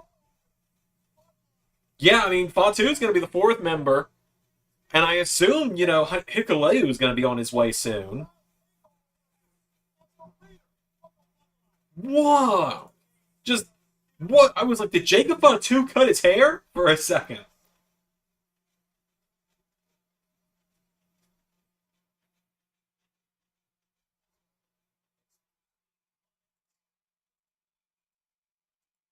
Yeah, so I assume it's going to be like... Gorillas of Destiny are going to be in the WWE Tag Division. Holy shit.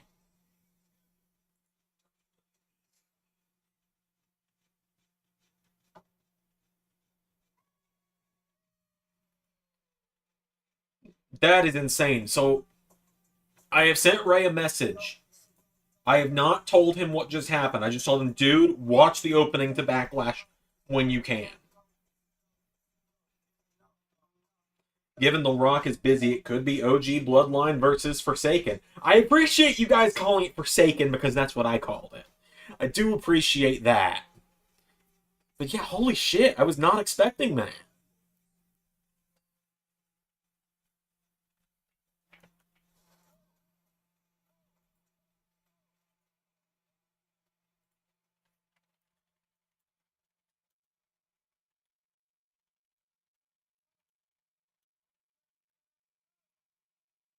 I do not want Ray getting spoiled on this. I'm doing my best to make sure he doesn't see this. I just said stay the hell away from any wrestling news sites.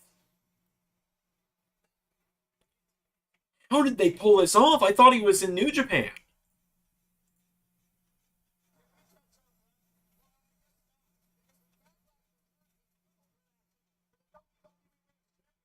That's awesome, man. Because, like, you know Jacob's coming. And we know WWE wants Hikuleu when his contract is up. Eventually, Zilla's going to be there. It's just going to keep growing, man. Eventually, like... See, eventually Zilla's going to take Solo's place.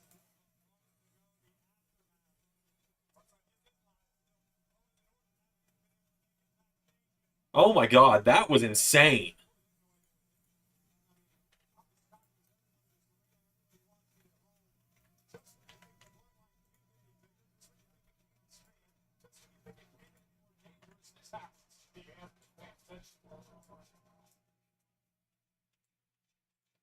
That's awesome. Like, that's so cool to me.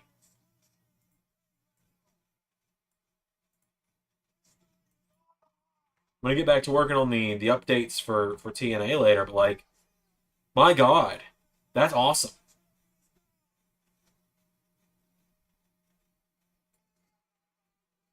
Yeah, and Zach, I hate to say it, buddy. I think a lot of people forget about Lance. Because I never hear anyone say, oh, but when Lance gets there, I literally just hear people talk about Jacob and Zilla. So I'm sorry, bud. I don't know if anyone really thinks about Lance. I'm going to be honest with you.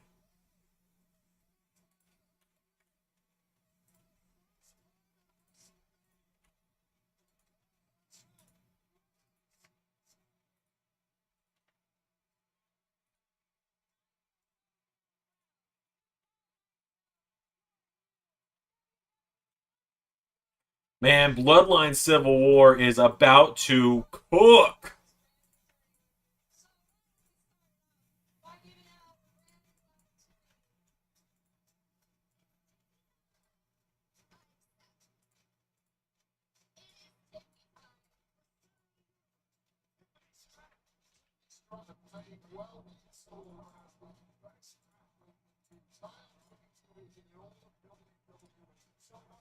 That was awesome.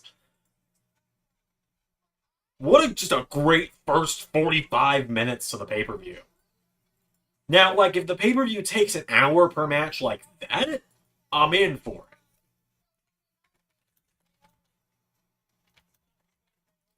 Also, it's like, you know this now means we're going to get Solo, Gorillas, and Jacob against Roman, the Usos, and Sammy, right? Imagine throwing either Zilla or Hikuleo in there, and then someone else for Team Roman. Like what? A Seth or another former friend of Roman's that he's betrayed in all this time. Just holy crap. What a start. I'm going to run to the restroom and grab some water. I will be right back.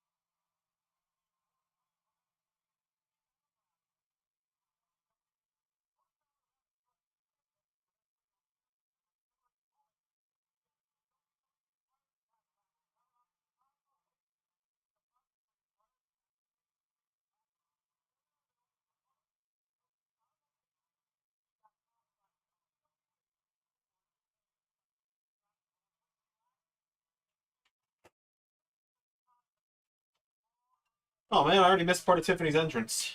My bad. I didn't know they were just going to go right in the match. I was used to the last international pay-per-view.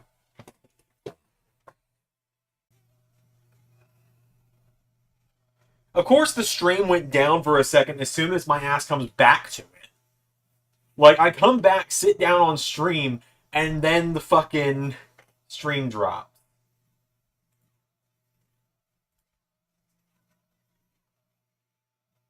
Like, that's just my luck right there. Okay, let's see. What did I miss? What if Jacob joins Roman and Zilla joins the Usos?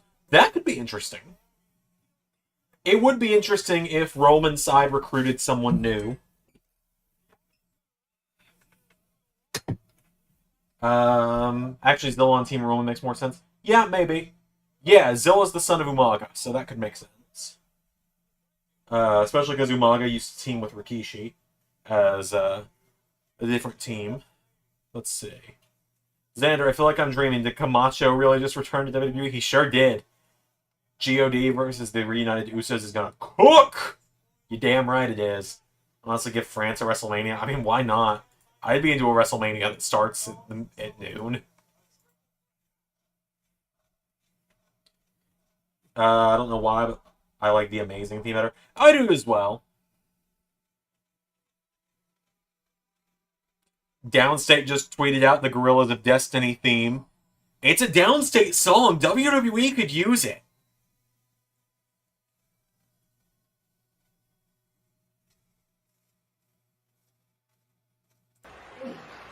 Look at this, it's perfect!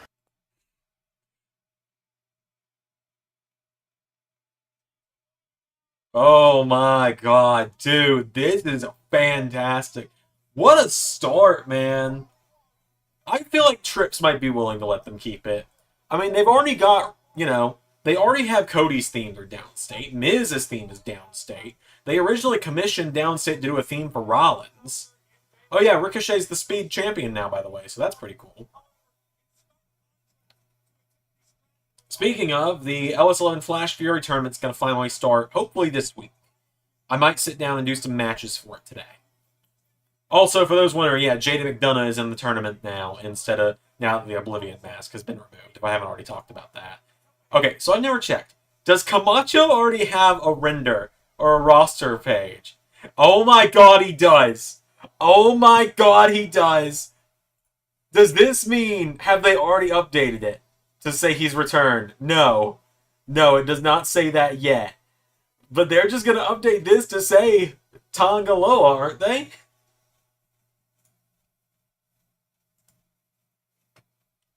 Now the question is, does Tama have one yet?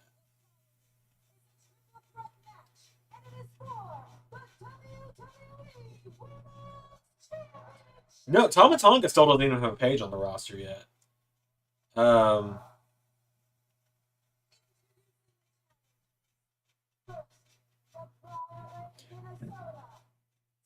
JD, I don't think I can read that one, honestly. With Tongaloa, we really are ready for some guerrilla tactics. Oh, it's gonna be fun, dude. I'm excited.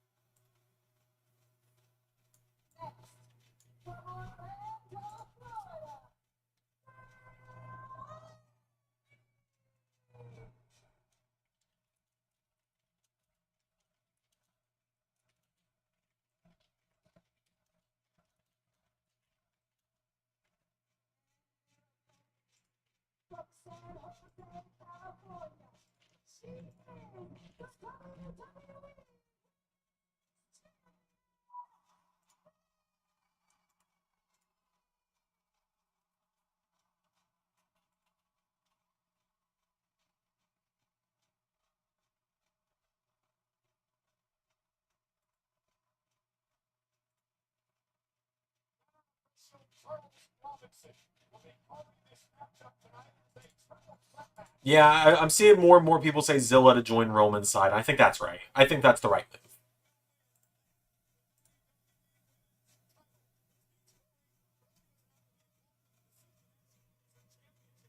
Will Jacob cause Jason? That could happen. Rosters don't lock in until tomorrow or on Monday.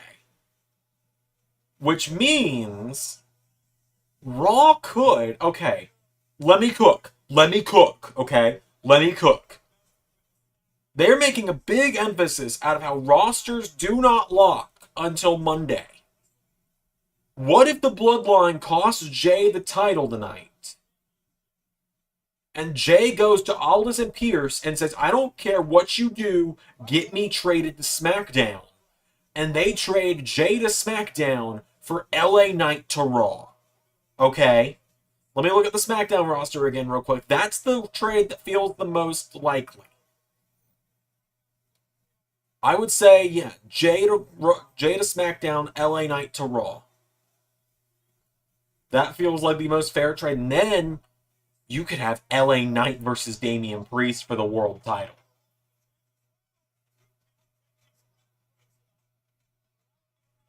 RS from Discord pitched that idea. I didn't think of that. Did he?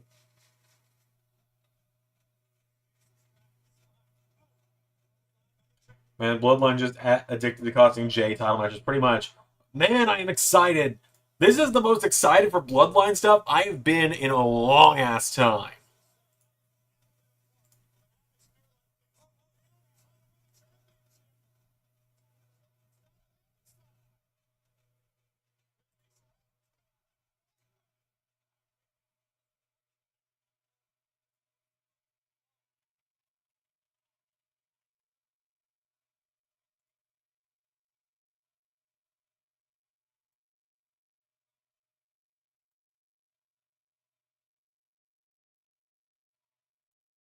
I'm having to catch my breath. I'm excited. Like, I'm just super excited about all that, man.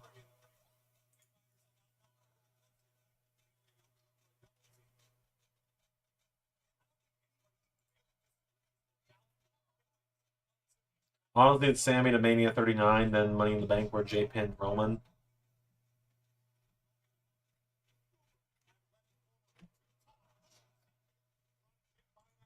I'm just waiting for Ray to see the clip. I sent him the clip with no context because he can't get Peacock to rewind.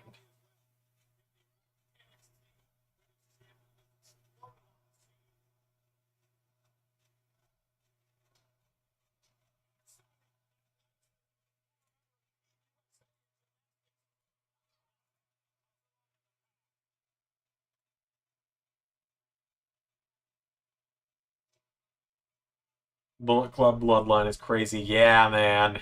It sure is.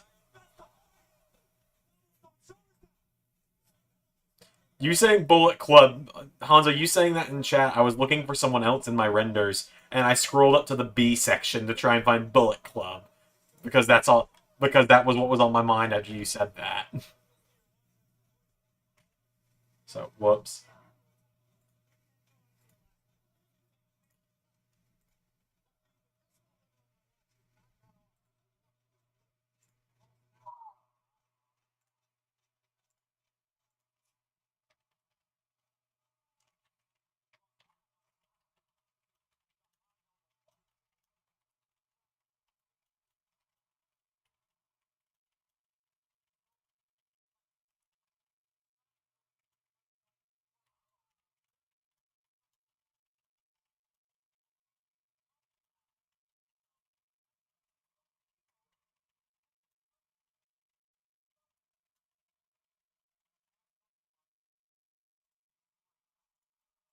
They gotta have an interaction with AJ, Cody, and Finn down the line. I would imagine so.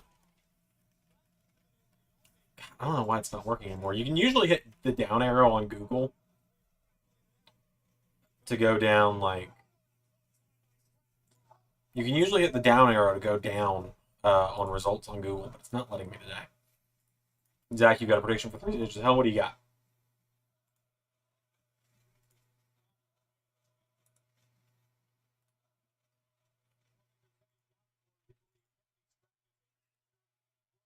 God, I'm having to catch my breath after that first match. Dude, I am so glad I am doing a watch along today because I am just super excited with this show right now. Now we need Bad Luck Fale. I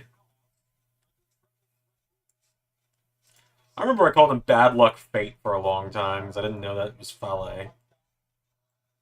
I still feel kind of dumb about that.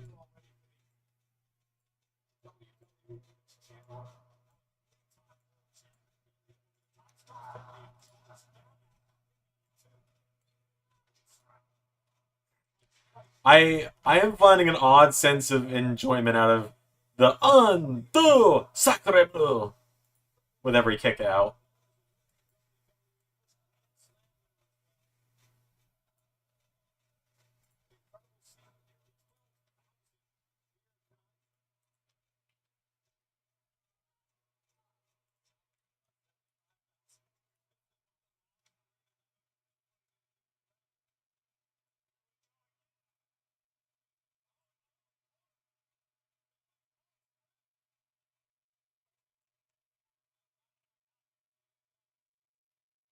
cash in out of the first ambulance match. That could happen.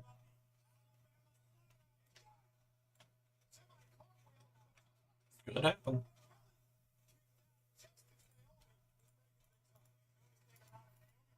Never know.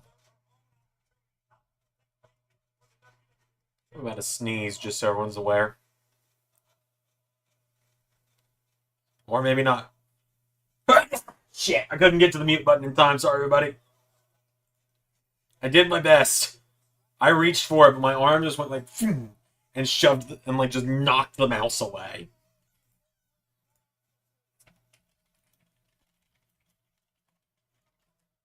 I was trying my best, though. I really was. That hurt. That sneeze really hurt.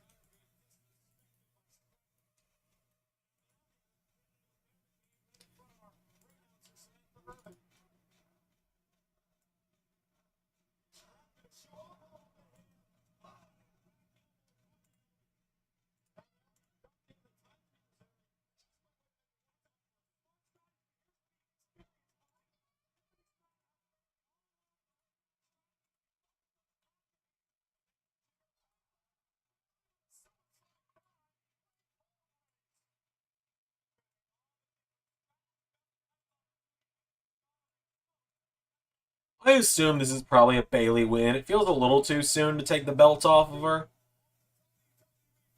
But I could, like, I feel like there's maybe like a 10% chance Tiffany could walk out with the belt.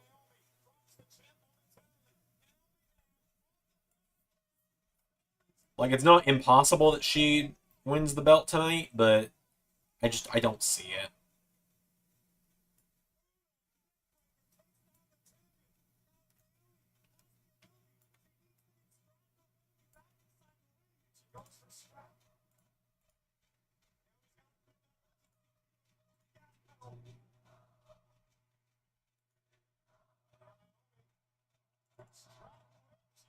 King of the Ring is looking stacked.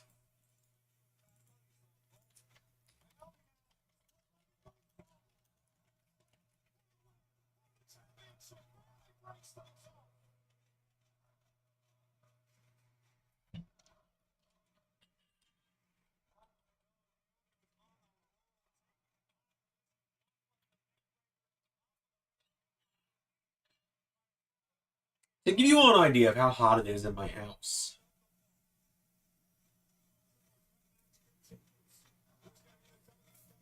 Give you an idea of how hot it is in my house.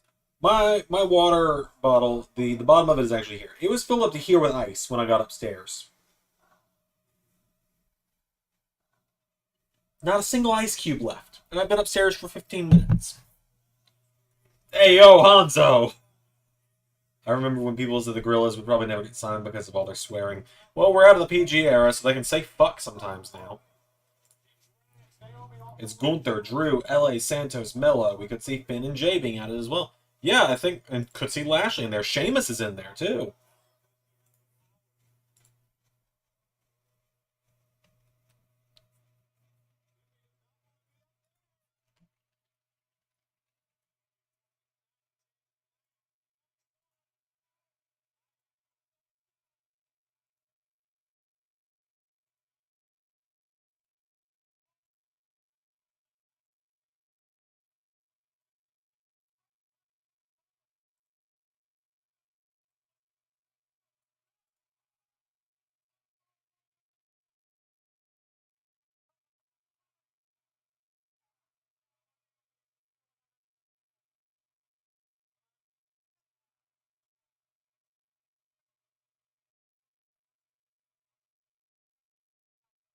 Gotta love how Logan Paul's drink is all over the arena again. And he's not even on the show. I find it weird that he's not on the show even though it's an international show. He usually is on those.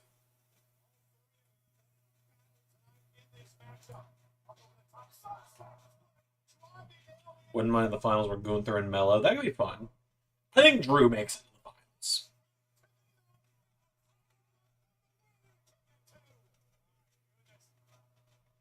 Also, I really like Bailey's hair.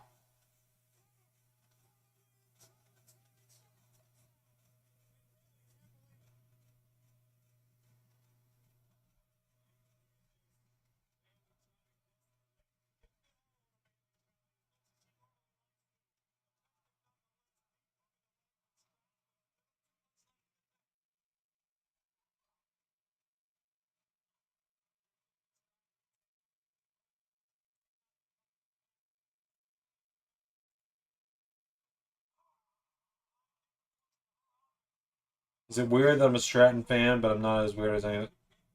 No, Zach, you're overthinking it, bud. You can be a fan of someone, and I don't like. I don't think. Like, no, you're good.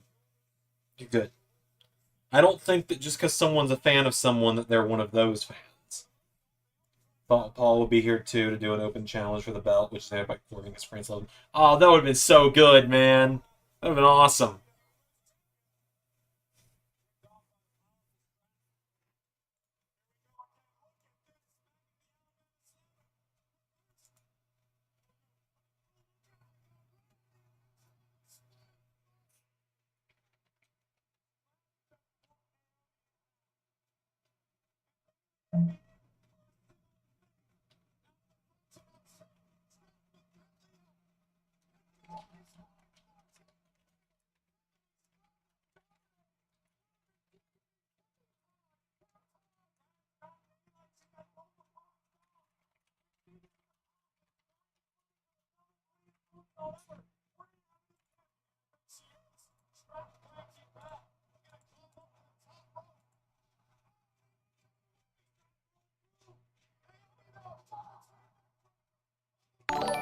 Oh, well, thank you, Simon Bradley, for subscribing. I always forget. I always forget about the alerts being on until they actually go off.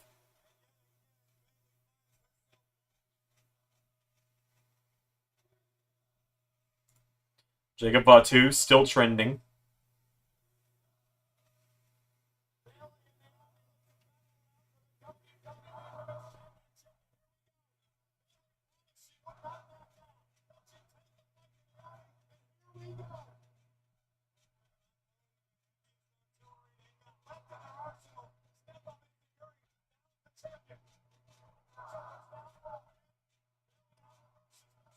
Uncle Howdy also trending tonight. Oh, Bailey wins. All right, Bailey wins.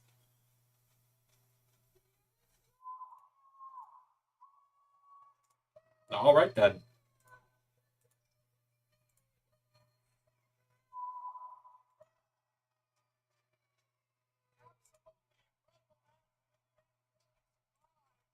Okay, finally gonna get my stuff completely finished up over here on the website. It was a fun match. Obviously not as exciting as the first match, but that's a hard thing to top, isn't it? Tiffany's time will come.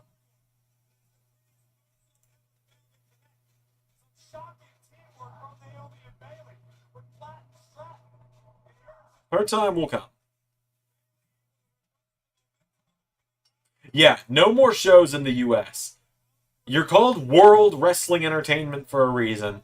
More international shows, please.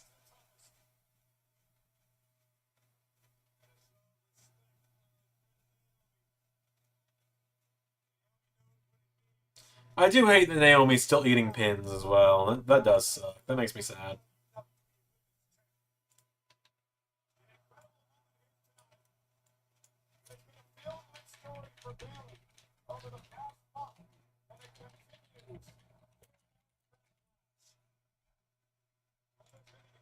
Something wholesome about seeing Bailey hugging it. It is.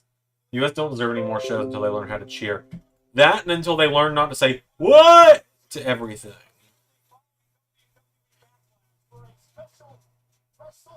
Because it gets really annoying when, "What?" Every single "what?" pause, there isn't a "what?" sentence that someone goes, "What?" in the crowd.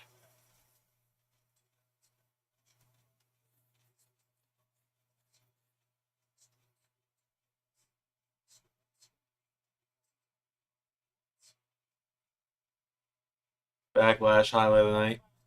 Oh, the RKO on the table, not the Money in the Bank in Canada. I believe so, yes.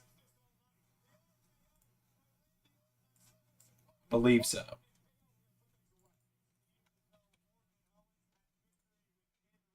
Yeah, I also hate the what chants. They are the fucking worst.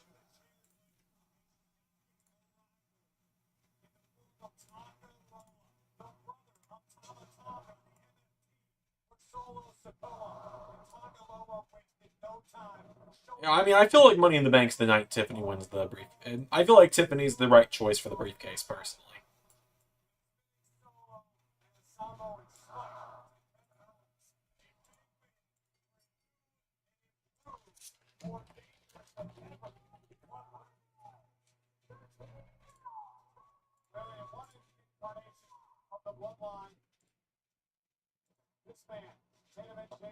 Oh, world title coming up next. Main event Jay. Oh,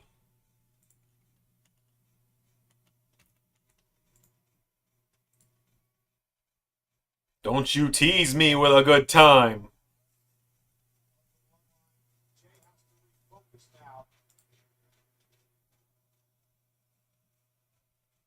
Who's the men's winner? Paul just giving Jay, like, eyes. Paul, blink twice if you need to be saved. Yeah, Jacob's cost him the belt.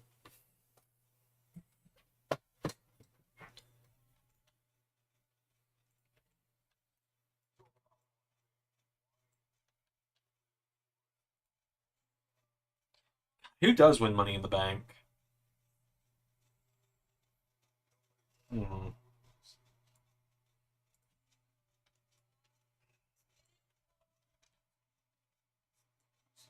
I mean,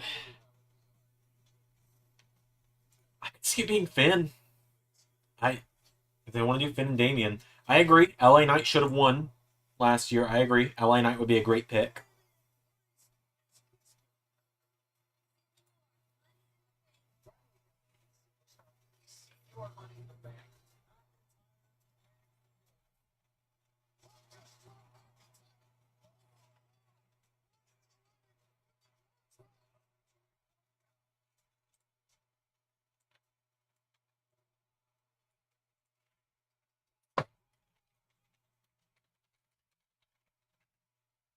I I don't know. I don't think it'll be Solo. It could be. You could be right. I don't think so, though.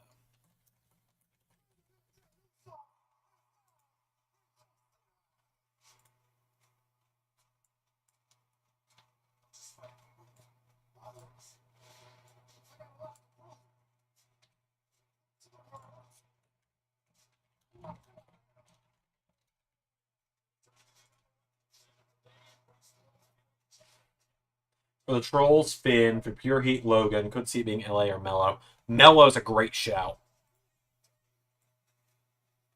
Mello is an absolutely great shout.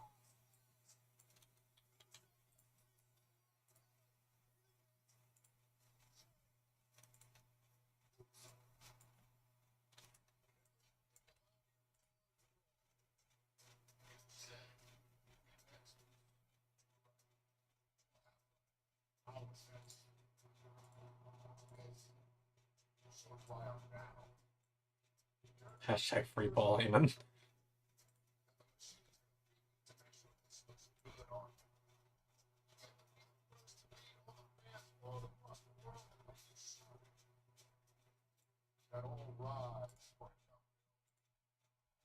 I don't see Gunther.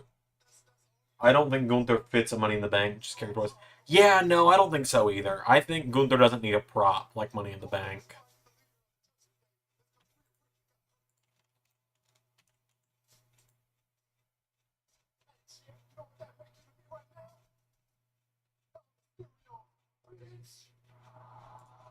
This has potential to be one of the best pay-per-views WWE's done in years. Can't wait for Joe Hendry against Motor City in the triple threat. That match, I can confirm, is really fun. I loved that match. That came out a lot better than I thought it was going to.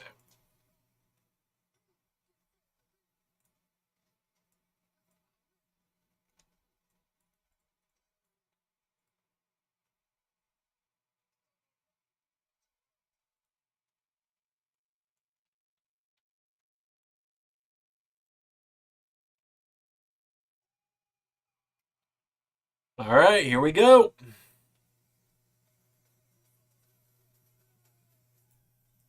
Just him, Oos. Day 1-ish, it's just him, Oos. Day 1 is H. I will never forget our day one is H. Oh, I miss Breeze and Dango together. I really do. I really wish Breeze would go to TNA and that like he and Dango would just do stuff there together. Wait, is Dango even in TNA anymore? Yeah, he is. He is. WWE should try and sign Joe Hendry the minute his contract expires. The Joe Hendry NXT run would feed generations.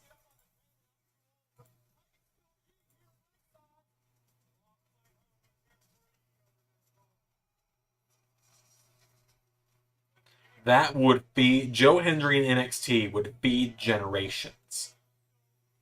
That place would erupt with "I believe in Joe Hendry."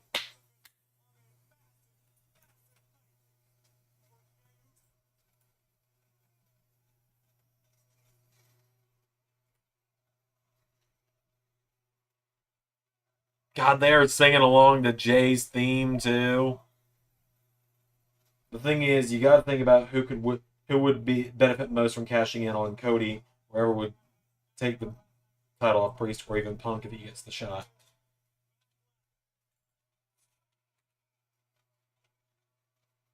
Oh my God! Imagine the crowd for Joe Hendry and Trick Williams. You're right.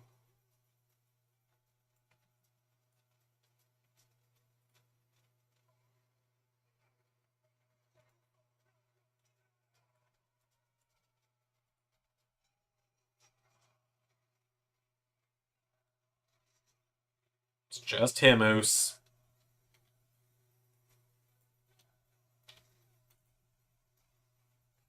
Just him.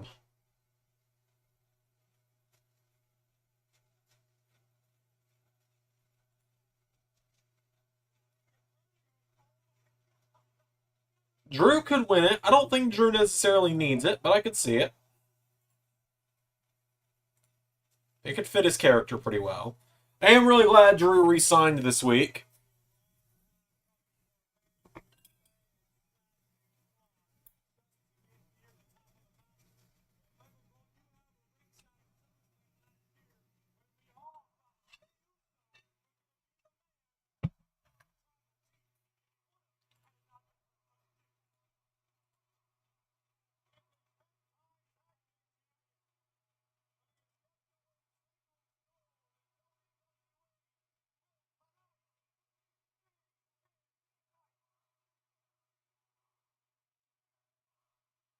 Would the main roster get Joe Hendry's push? That's true. That's true. That does worry me sometimes. I feel like it could. I feel like it could work.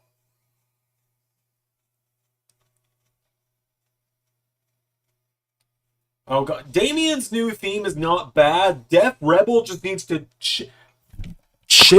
Volume warning. Chill the fuck out with the catchphrases at the beginning of fucking theme songs. All right, you're good now.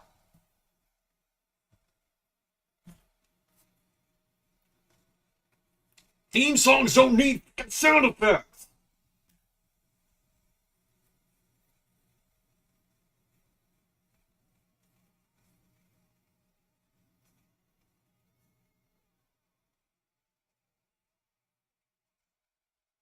I like Priest's theme. Mine's a "All Rise." It doesn't. They don't need that. We don't need shouting of whose theme it is at the start. At the start of every theme.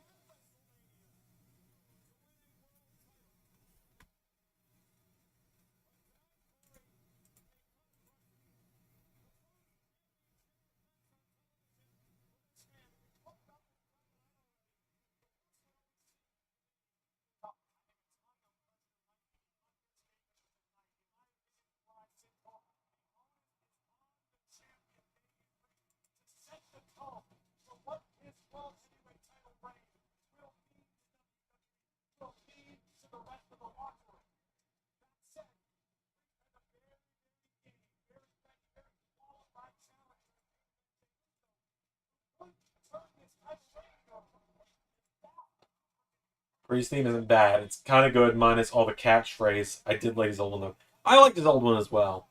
His NXT theme is his best one, though. Just like the ba ba da da da ba da da da. That one.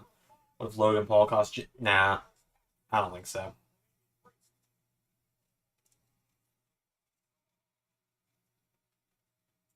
I just don't see that one, personally.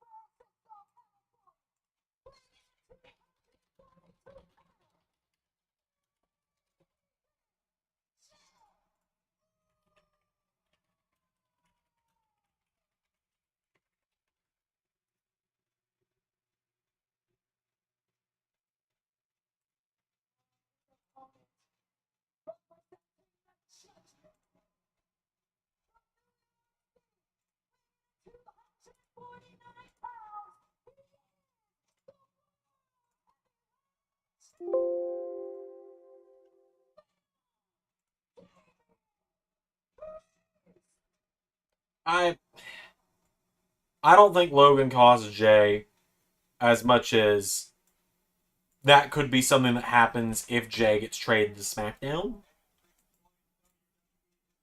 But that look Heyman gave Jay, someone else analyzed it a different way from me instead of the help me look. That's a look of like, I'm sorry for what's about to happen.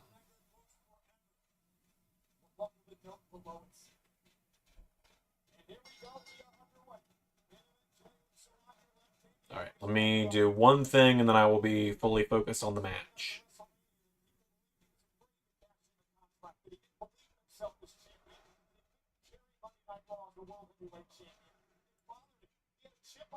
Alright, it's gotta be Jake. Like, the fact they got Tonga Loa is incredible, though. Because, like, I'm still just sitting here processing, like, I could have sworn he was under New Japan contract.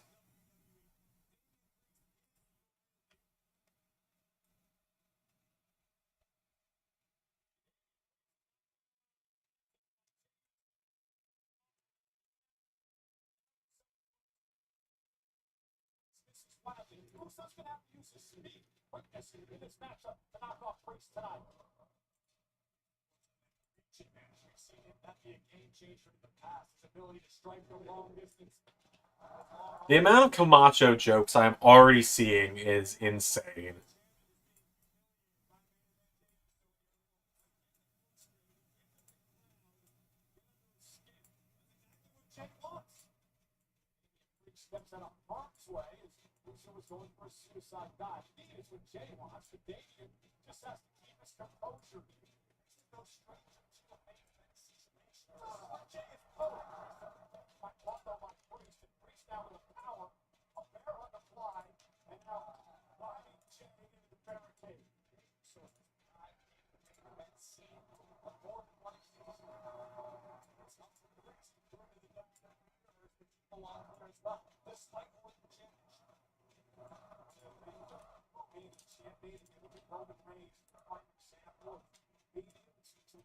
See, I love it. Please bring back the bike as a joke. I'd pop for it. I'd pop for them coming out on the bike. I'd pop for God coming out on the bike. The bike was actually an entrance in a game at one point, wasn't it?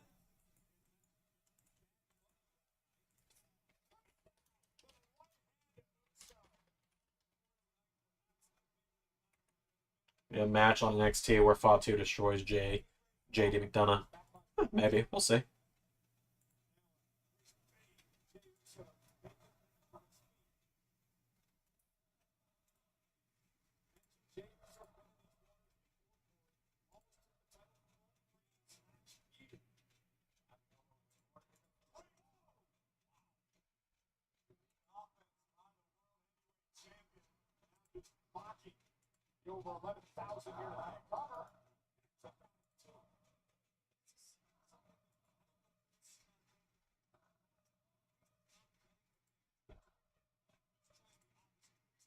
I'm just waiting for the report on, like, was Tonga Loa signed to New Japan and just they worked something out or what?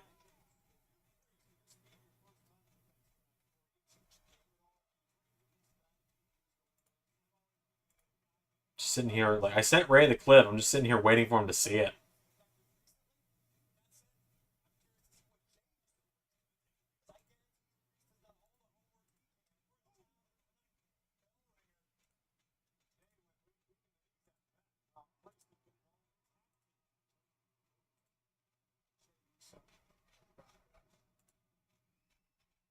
Jimmy better watch his back because you can't trust Fatu.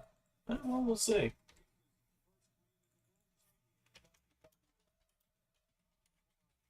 We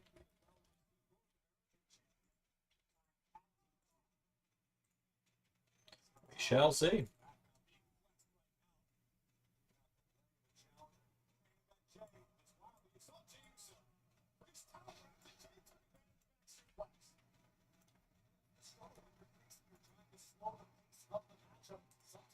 I am annoyed. I will say, I'm genuinely annoyed. NXT got hit with a copyright claim, and usually I don't mind if I get hit with a copyright claim. I'll just mute that part of the video. NXT got hit with a copyright claim on Jacob Fatu's entrance theme this week.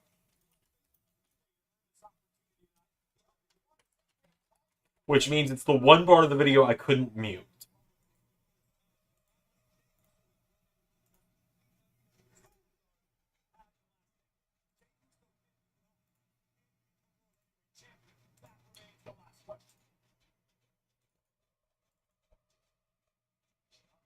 Okay, good news is I'm about to be done with all of my big updates for Hard to Kill. At that point, it'll just be a couple small things that I update later on. So, I'm actually going to pay attention to the show more now.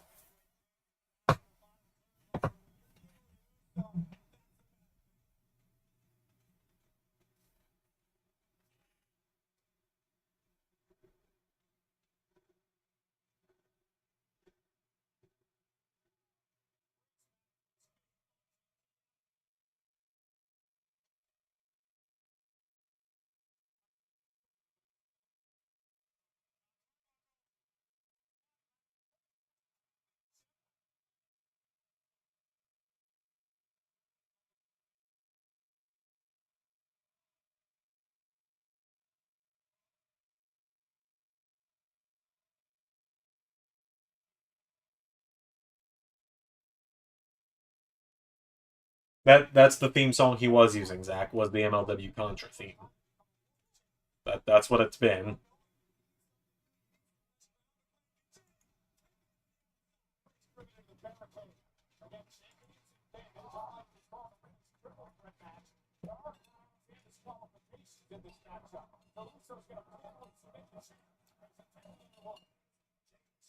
Yeah, this show, we've already been live for 2.5 hours. Like, granted, an hour of that was just the kickoff show.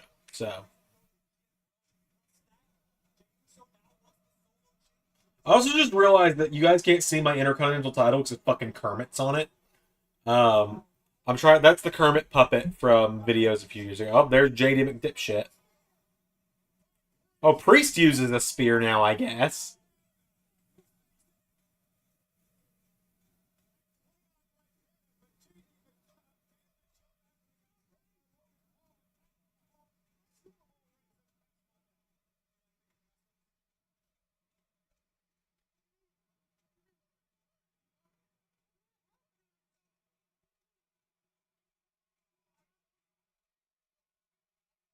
Rhea's gonna come back, and Rhea is gonna be like the guy with the pizza in the burning room meme.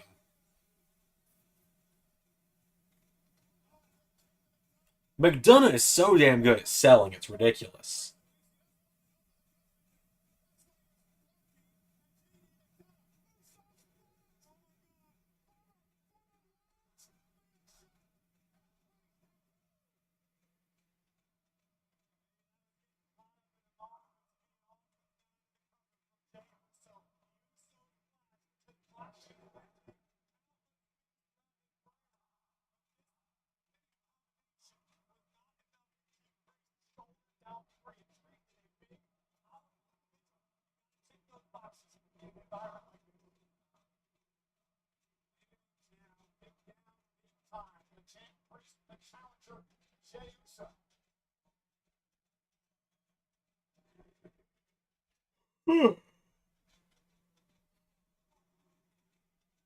Not a bad spear. Guess it's a Copeland thing. Yeah, maybe so.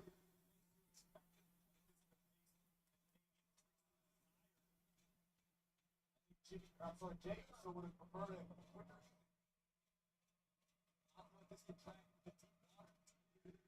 This deal with the world heavyweight champion, with the WWE champion, the best of the best of the best.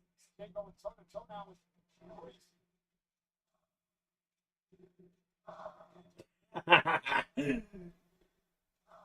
Could see the former Judgment Day locker room becoming Balor Club. That could be fun.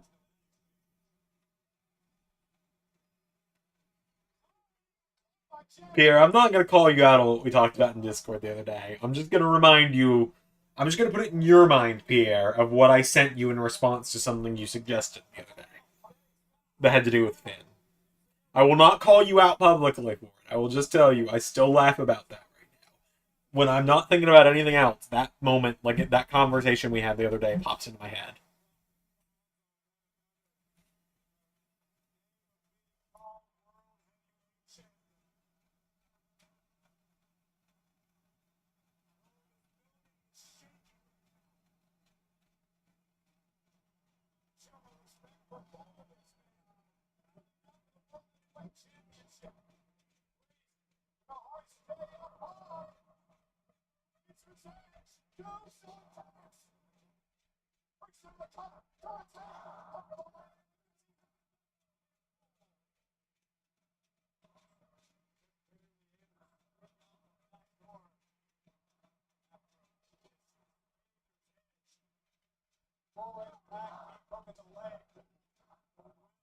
I'm not trying to go off this match, Pierce says, "Oh, I remember." Good, good. As long as you remember.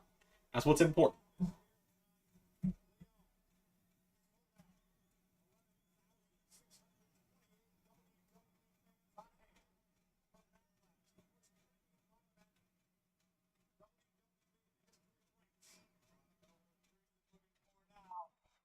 It's Reed's man.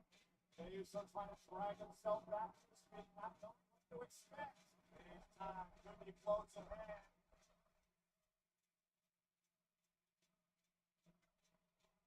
We're going to put Jay Uso away with the sound. Oh shit, Jay with a spear.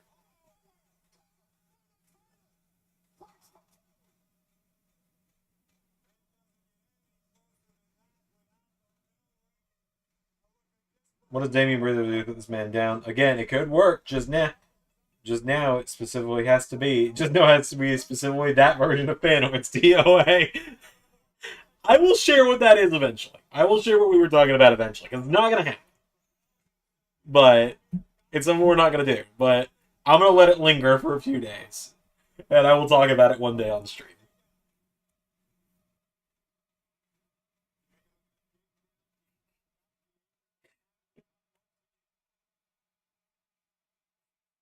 Oh, there's Finn.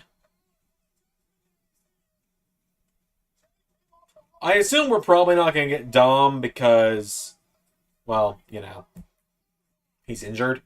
I assume they probably didn't stick Dom on a 13-hour flight. Or no, it's not a 13-hour flight. It's about a 10-hour flight to France.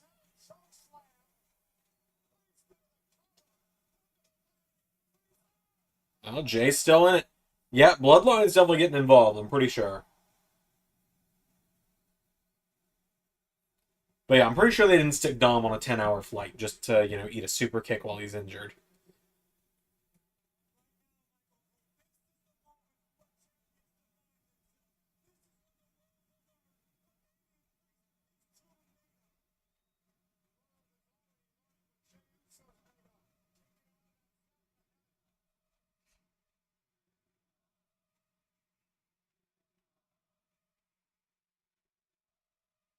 I was about to say it's weird seeing Priest with, like, the straps down and stuff. I'm just now remembering that when I first saw Priest, he just wore, like, long tights and didn't have, like, the singlet part to it. The the shirt part of his attire is a much more recent thing. Like, it's like a last year and a half thing, probably. Like, it was when he turned heel that he did it, right?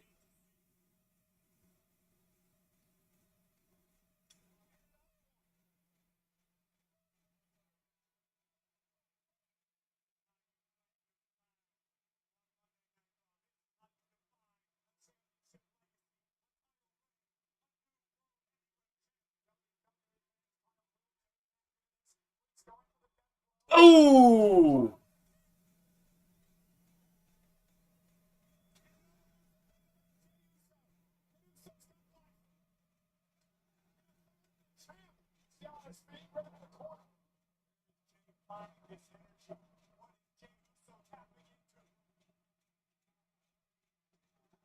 That was cool, like the jumping super kick there. There's the spear. Here we go. He's going up. He's got the splash. Oh, fucking blockhead. Romans remember when this man was punished with Martinez. Oh, yeah, for sure. He was at the first All In. It's not going to just be like Finn and JD caused Damian to win, right?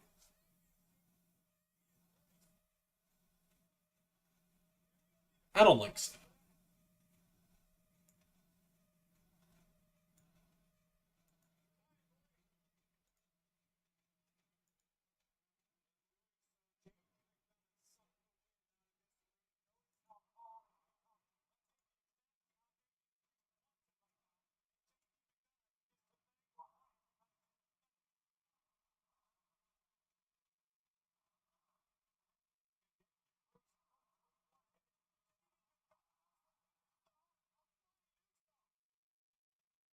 God, I haven't heard the phrase a flying Uso in years. Yeah, it can't just be Finn and JD, right?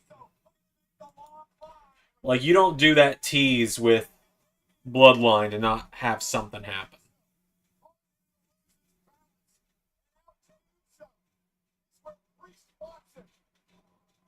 Because even Cole mentioned, he was like, yeah, JD McDonough sucked the wind out of this place.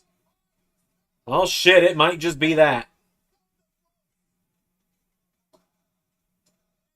Yeah, it's just McDonough getting involved.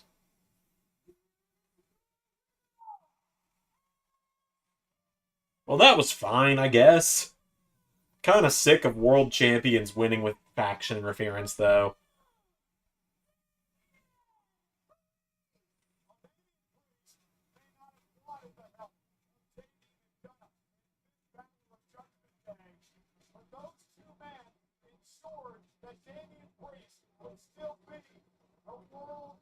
Also, just like dead silence from the crowd, too.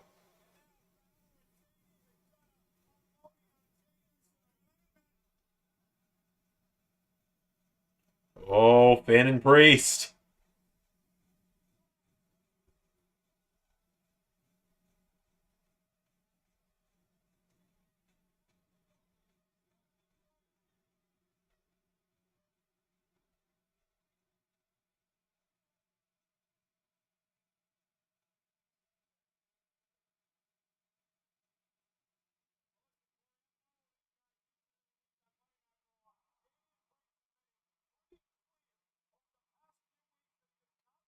Yeah, I know, wild that I'm sick of faction interference after 3 years of Roman, right?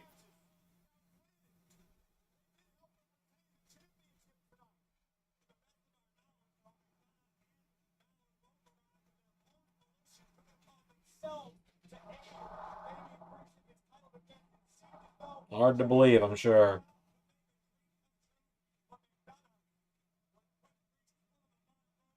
So all that's left now is main event and what else?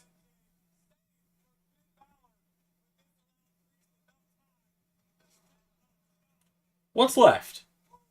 The main event, and I'm gonna look it up. Don't worry.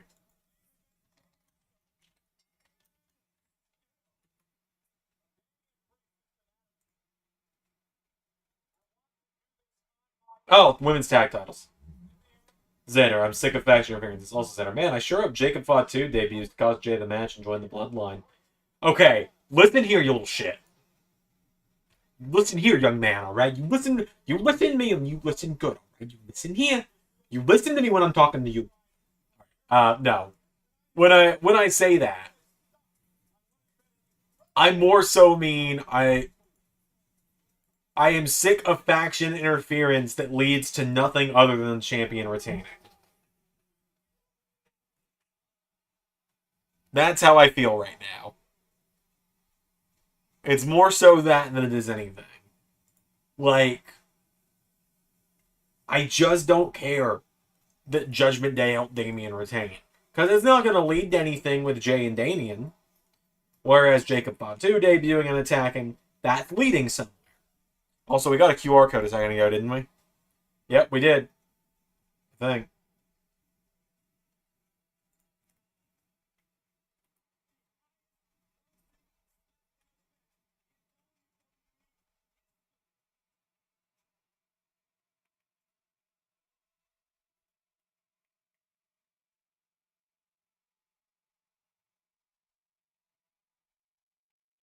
I don't think Uncle Howdy shows up tonight. I don't think we'd have gotten that if he was showing up tonight. Vous le savez, hier soir, SmackDown, vous avez battu le record de tous les SmackDown de l'histoire de la WWE. Quelques semaines, une semaine après le SmackDown de WrestleMania, la plus grosse recette de l'histoire de SmackDown. I assume they're announcing the attendance. Ce soir, c'est officiel, vous avez battu le record des recettes de tous les Backlash de l'histoire. Car oui, la France est la terre des records. Vous avez battu le record des recettes de tous les shows dans une arène de l'histoire de la WWE. Merci à vous tous. Vive la France. Largest gate of any arena show in WWE history. Neat.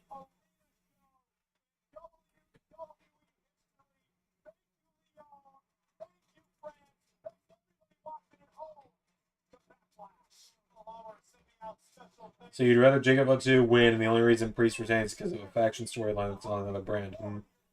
Don't just fucking start with me. Don't fucking start with me. I'd rather interference that's going to continue a story than just, oh, well, Priest retained through interference of his own faction that's going to do jack shit for him. If we're going to have a faction get interfere and it's going to do jack shit for Damian Priest as champion, at least let it be one that's going to continue a story somewhere. You can still do the whole beatdown with JD and Finn and him arguing with them. That's all I'm saying.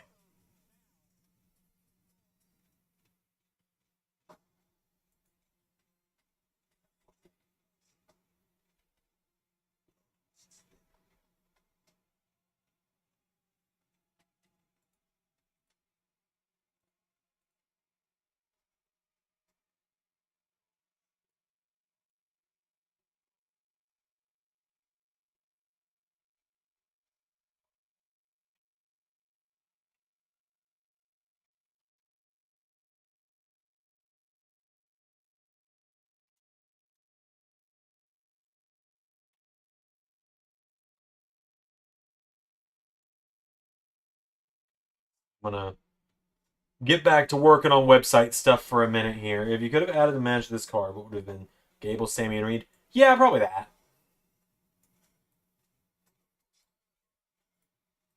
Probably that.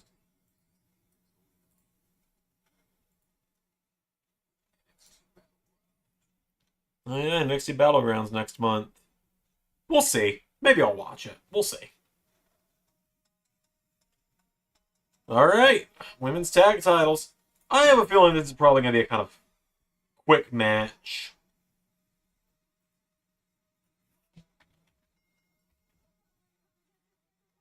I don't know. I just have a feeling this match won't be terribly long.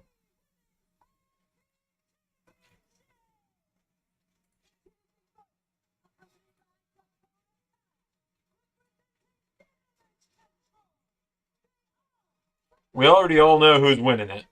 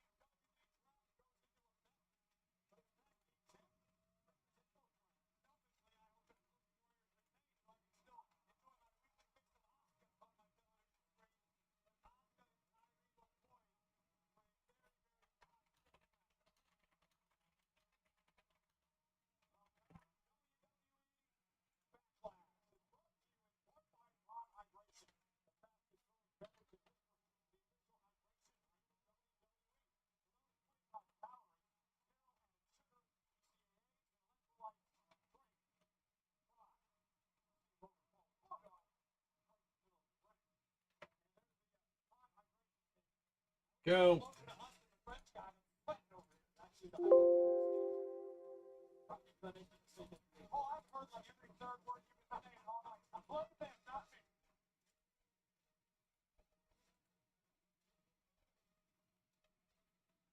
The Warriors won the title the last week of January. Austin mainly from damage control become more wicked, more sinister.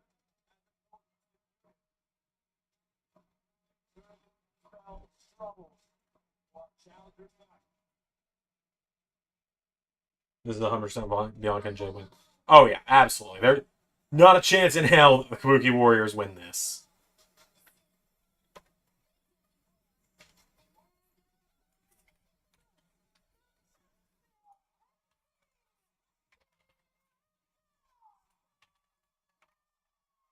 Like, not a chance Bianca and Jade lose this.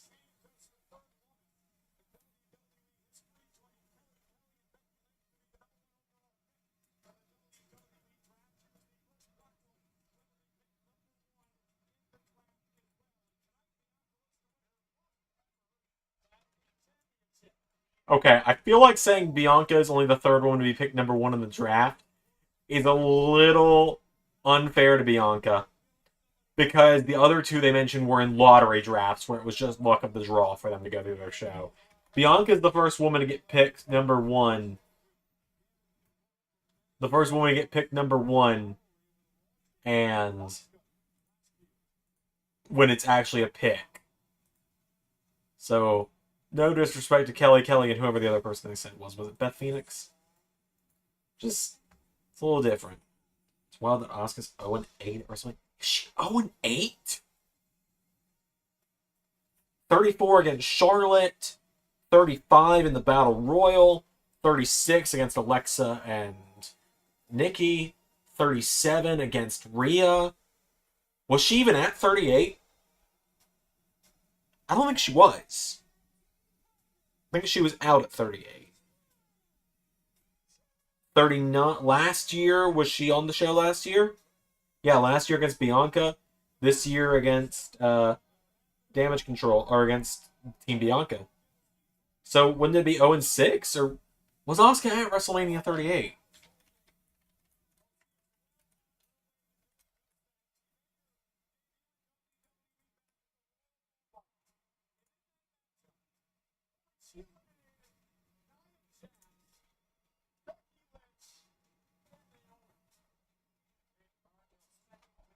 Yeah, she wasn't at WrestleMania 38.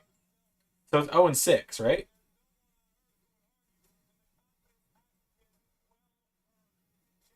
I think it's 0-6, Pierre. Because I don't see her on the WrestleMania 36 or 38 card.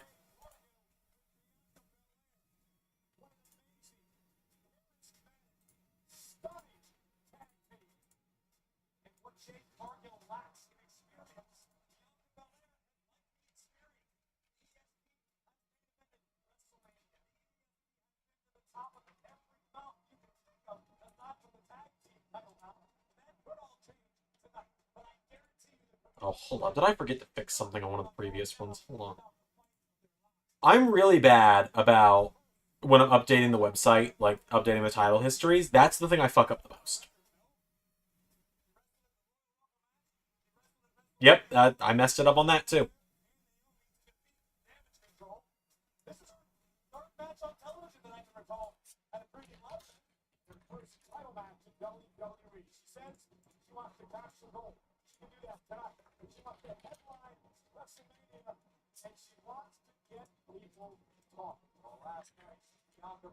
So yeah, there's your little tease that I'm updating at least one title history for tonight. I will not say which one, though.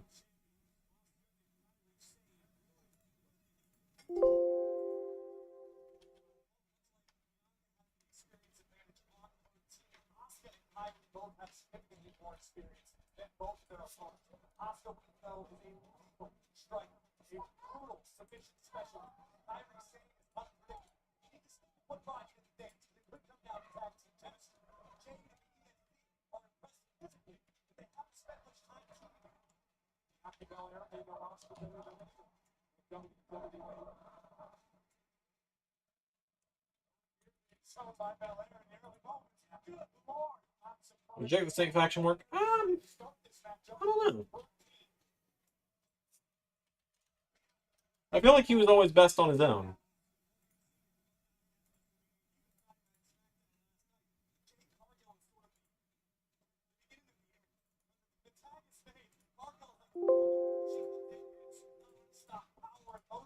Yeah, the title history is it's the hardest section for me to keep updated. Where it's like the title history section where you scroll down, it's just got like the list of all the champions. Because I always accidentally either forget to take the current, I always forget to change the current champion line to the day they lost it, or I accidentally keep the lost it line for the guy that's currently champion. So it looks like they've only had a 1-day reign. And so I'm getting better at fixing. It's just one of those things where it's the last thing I do, so I'm so zoned out by the end. Excited to see your version of the first Hell in a Cell match. We'll get there eventually. It'll be largely the same. Just so you know. Like, there's a lot of stuff where a lot of people are like, oh, well, what's the LS11 version of this historic thing? One thing, it's like, well, it's going to be the same, because, you know, there's certain parts of history you don't mess with, is how I feel.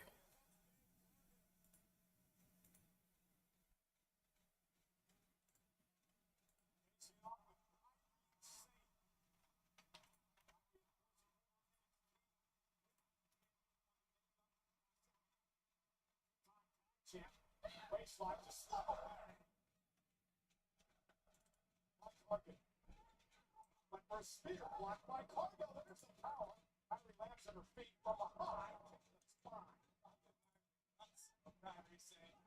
Charging in a powerhouse like Cargill. They caught.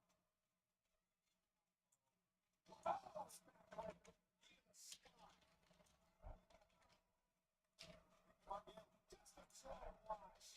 Absolute powerhouse.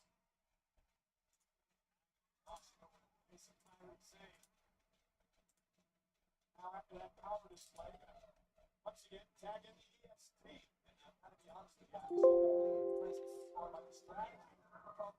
you, Yeah, I assume this is going to be more or less a competitive squash. And I do think it's smart that they've got Jade and Bianca as a team, because it's getting Jade exposure, and it's keeping her on TV while they still kind of get her ready for her first big singles program. And I assume that first big singles program will be when she and Bianca eventually lose the title. She'll turn heel against Bianca. That's how I feel it's going to go.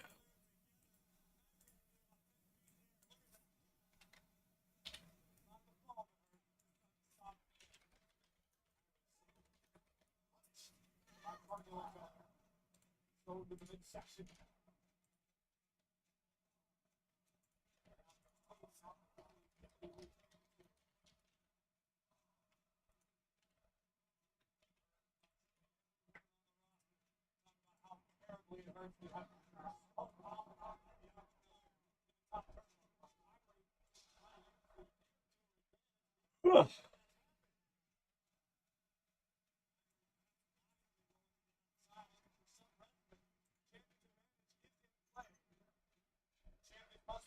Yeah. Austin would still beat Shawn at Mania.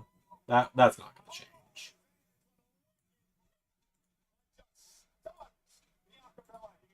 I mean, there a lot of Stone Cold's big things wouldn't change.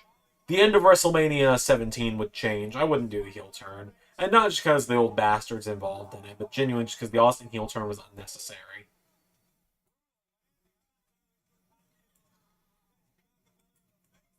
There was no point to it. And the Austin heel turn just sucked.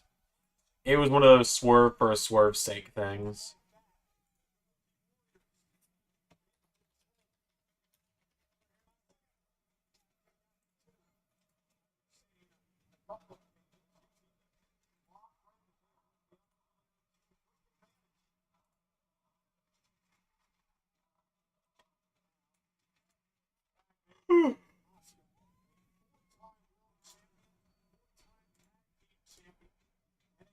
Champ, Royal Rumble winner, Money in the Bank winner as well. Oscar's done it all.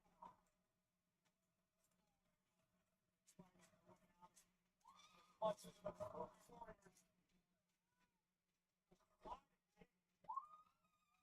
the double team, Claudia B, by Asuka.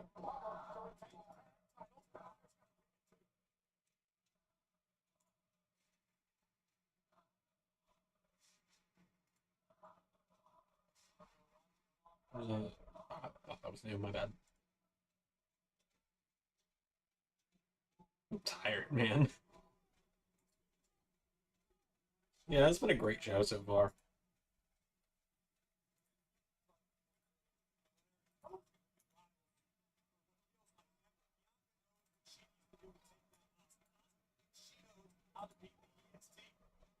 Look at the well-placed strikes to the back of the knee. Not only Belair, but you need balance to make a tag to a Parker target. And here comes Tyree Sage. He had another double team coming perhaps from the Kabuki Warriors. It's Sansa bringing it to the arena here. And Leon Fox trying to rally Bianca Belair. Tyree sliding deep off turnbuckle. Go. Yeah. Is that right? Yeah, that's right.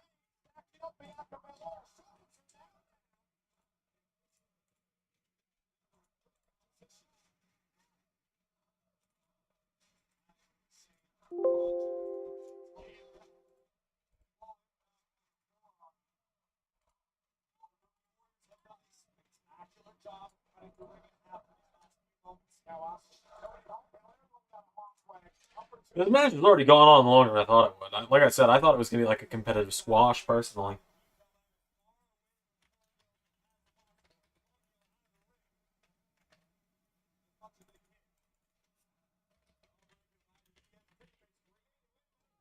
My favorite moment of the season is Day 1 Raw. I assume when CM Punk returned.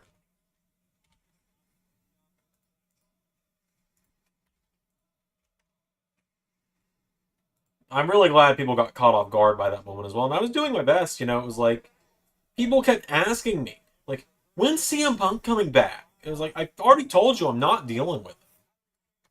Like, I was sitting there swearing up and down, oh, I'm not dealing with him. He's not going to, and like, everyone was like, is Punk going to show up at the next pay-per-view? And I was like, well, the next pay-per-view is the All-Women's Evolution. So I wouldn't hold your breath. Like, that's the big thing for me, right? Is I remember this. SummerSlam airs, and people were shocked that Punk wasn't at SummerSlam. It's like, where would he have shown up?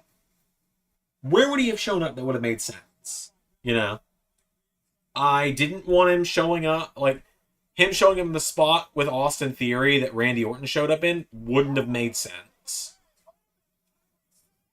And then him showing up in the main event to help Drew would have just completely made Drew's crowning moment in the end of Cody's reign about CM Punk's return, right? Like, that would have been a waste of the return, because it would have overshadowed bigger moments that didn't need to be overshadowed. And then someone comments like, CM Punk's going to show up at the next pay-per-view, I can't wait. I was like, the next pay-per-view is Evolution, so I wouldn't hold your breath. And then I was selling for weeks and weeks and weeks, you know, I was like, he's not coming on SmackDown. Like, he's not going to be here. If you think I'm teasing him on SmackDown, he's not coming on SmackDown. He's not coming at the next pay-per-view. So on and so forth. Like, I was pushing that so much because never once did I say he's not going to be at Day 1 Raw. But no one ever asked if he was going to be at Day 1 Raw.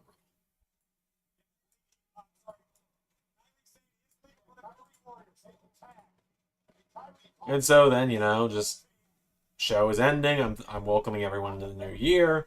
And of course, Cult of Personality.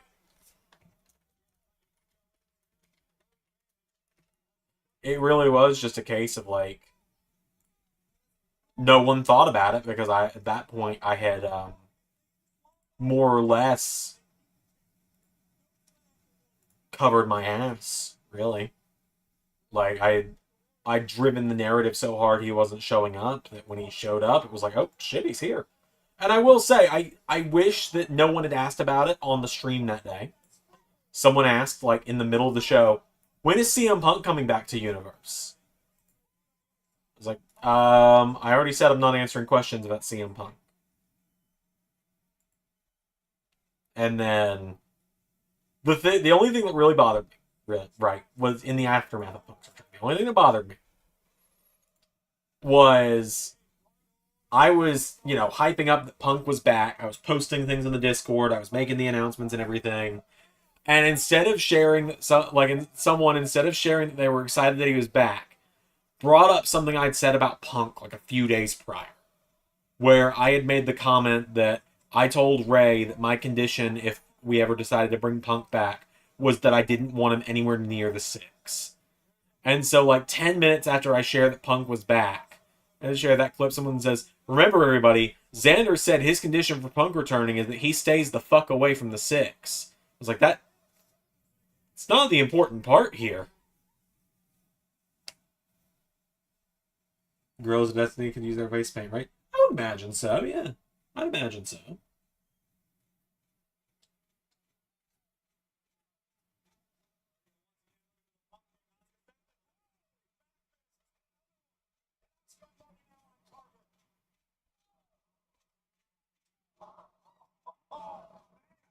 Welcome to the Kabuki Warriors, Jade Cargill.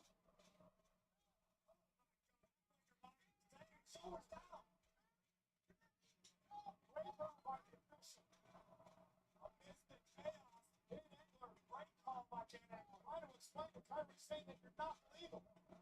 He waves off the possible cover. I feel like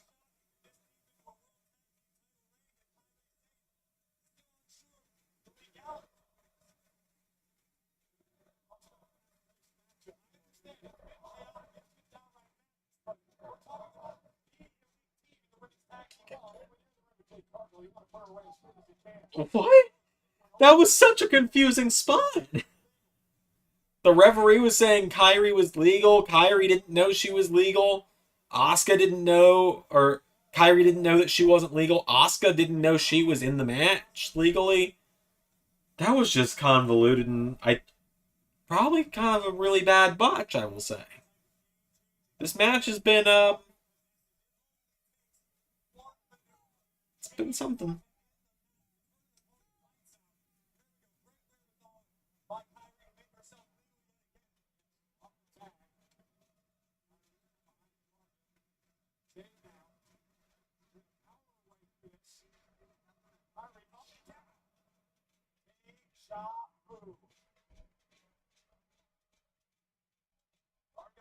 Spending a lot of valuable time. This could be the inexperience factor. Again, Jade has not been in a championship environment here in WWE. Perhaps there's a three for the line, covering by Kyrie Singh. This is falling apart really quickly.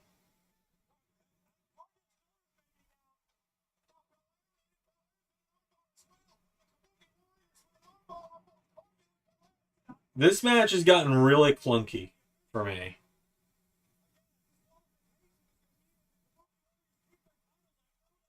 So do the Forsaken continue feud with RK Owens, or do they move on? Asuka tagged him when she was already like, yeah, that part's confusing me too. That was a really convoluted way to get to the double choke slam.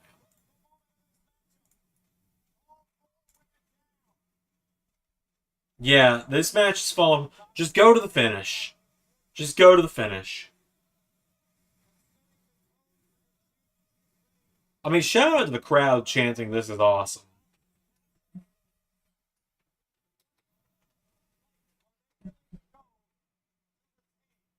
The crowd's enjoying it at least, so that's good.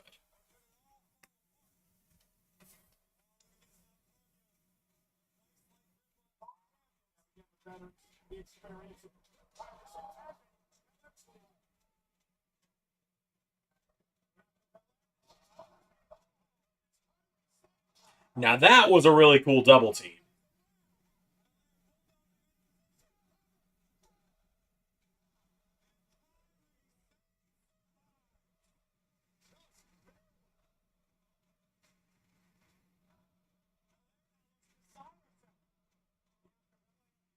That was a really cool double team. Yeah, Jade looks a little gassed.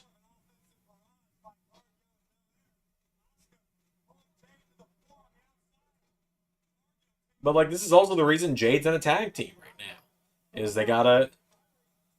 There's mega star potential there with Cargill, but she's got a little bit of work to do first. And so putting her in there with arguably, at the very least, top 3, if not best female wrestler in WWE right now. It's debatable, because, like, you know, hate her if you want. Charlotte is fantastic in the ring. Like, you got Charlotte, you got Asuka, you got Io. Bianca's top 3 for me, at least, when it comes to best female wrestlers in WWE. But that's why Jade's in the team with her, so Jade gets more exposure while getting to improve.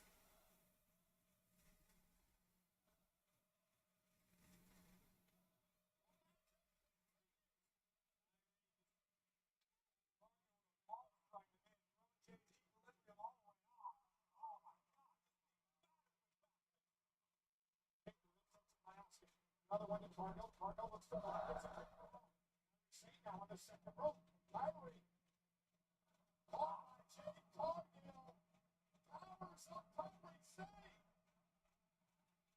Okay.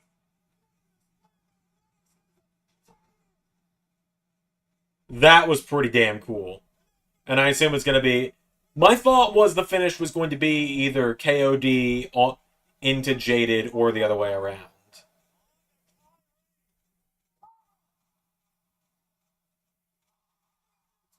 There we go. That Jaded was pretty damn cool.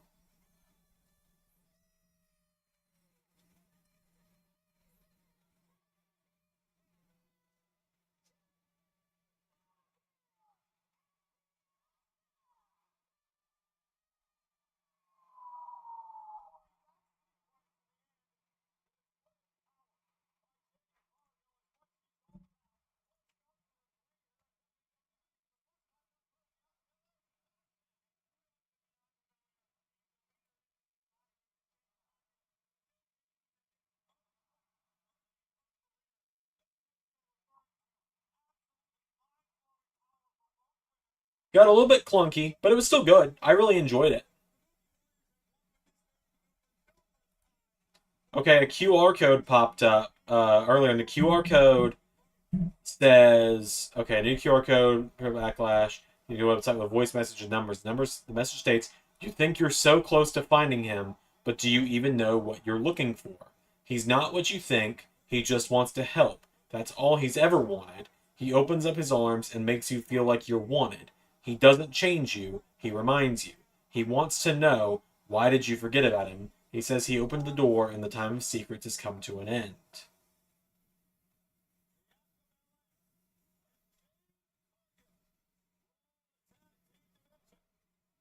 The you think you're so close, but do you know what you're looking for tells me it's not happening tonight. That's my interpretation, at least.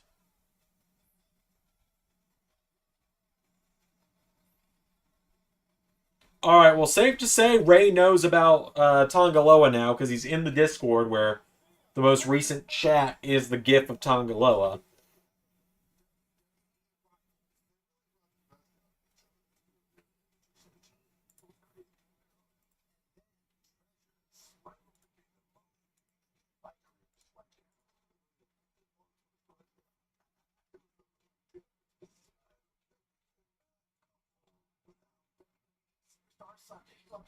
All right, I'm gonna run to the restroom real quick.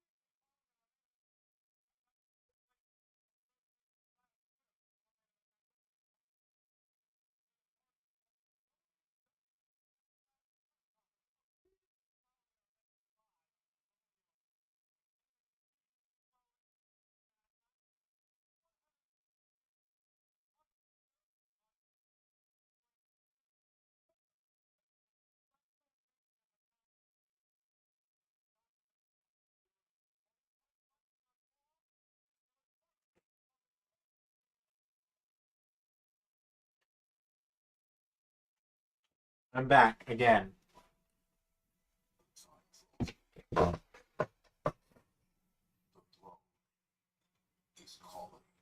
Question is when Plateau? Well, not tonight, but soon, I assume. It's still gonna happen. Like I said, like there have been people who are like, well, was he even signed if he's not showing up? It's like AOP were under contract for a year. Eric Young was there for like 6 months and then left without even getting to be on TV. There's been plenty.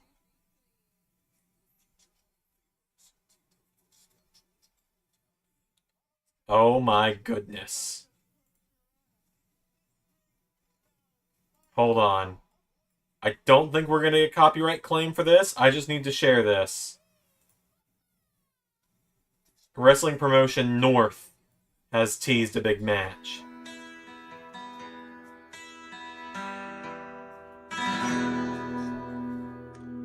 Hello, I am Elijah, and I just want to congratulate Joe Hendry on all the success he has been having with his great new song, I Believe in Joe Hendry. You've been climbing the charts, and it has been incredible because I believe in Joe Hendry. Great song, great music from a great talent.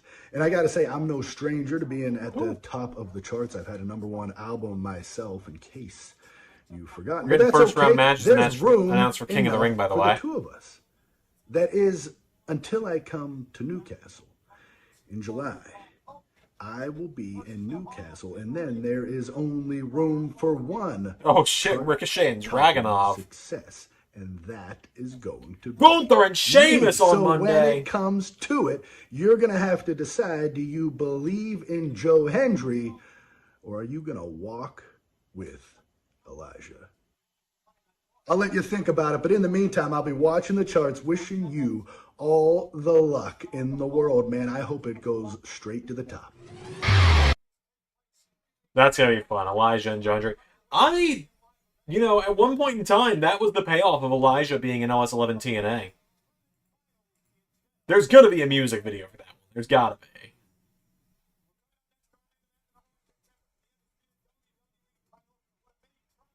But man, those King of the Ring first round matches. It was Finn and Drew, Ricochet and Ilya, Sheamus and Gunther, and Rey Mysterio versus Kofi. One of those things is not like the other. Not like the others. For me, personally. But, you know.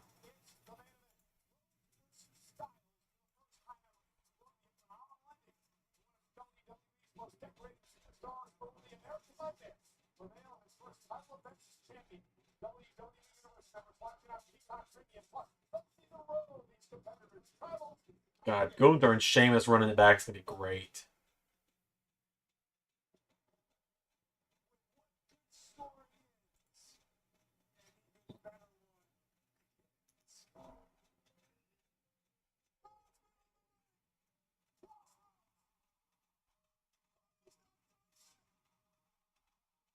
Ricochet and Dragunov is going to be a banger, you're right.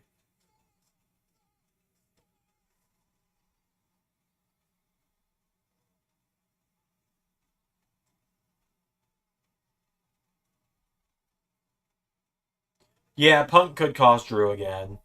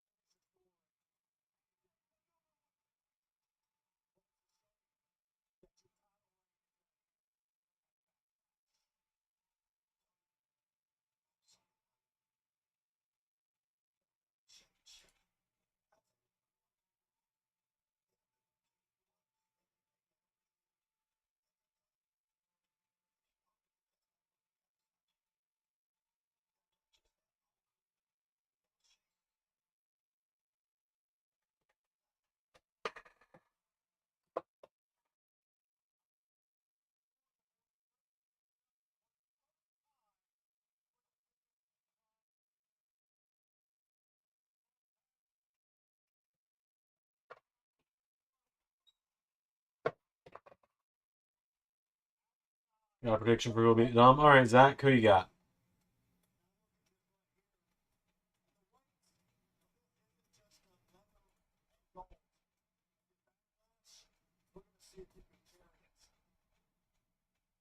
Seems like you're implying that I cannot carry the weight of that championship.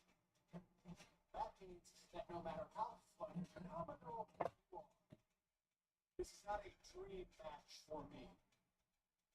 It's a must win.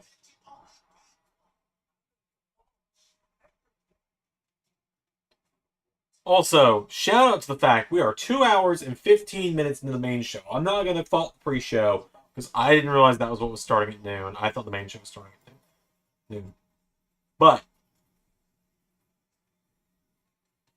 shout out to the fact we are 2.5 hours into this 5-match show, and it has been action-packed with like 10 minutes between each match. Look at you, Elimination Chamber, with 5 matches in 5 hours.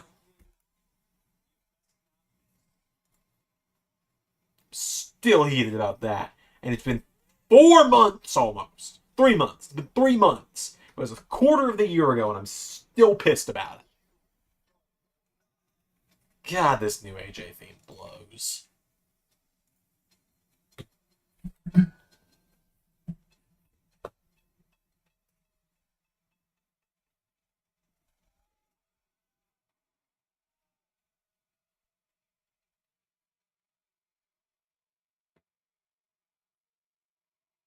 Even AJ hates this new theme. Like, there's footage of him. Pretty sure there's like footage of him at house shows being like, not liking this. No, it was Sami Zayn that there's footage of that when they accidentally play the wrong one. He's like, play the right one. Like, honestly, just. I know there's apparently issues with CFOs, like, getting the licensing to that, but, like, you're making record profits. Cough up the damn money.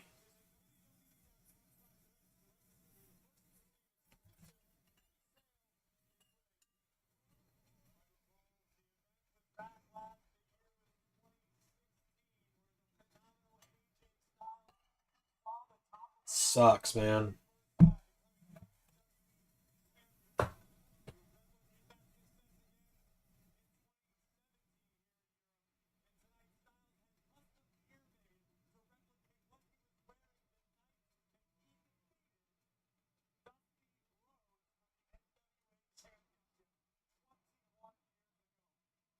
AJ wearing gear, tribute to the night he Dusty Rhodes. That's incredible.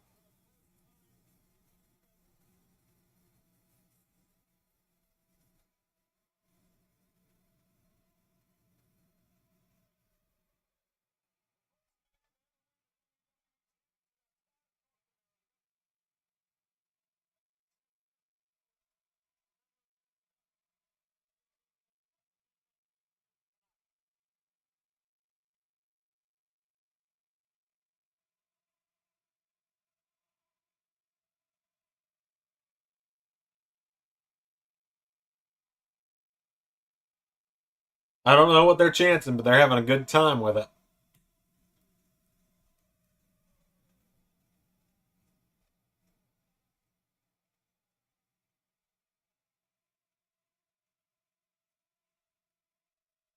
Whatever they're chanting, they're having a good time.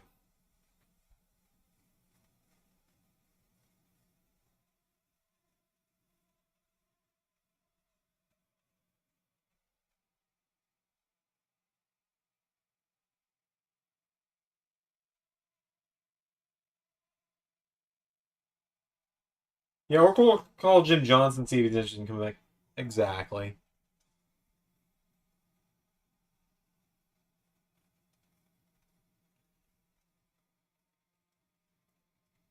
Adrenaline.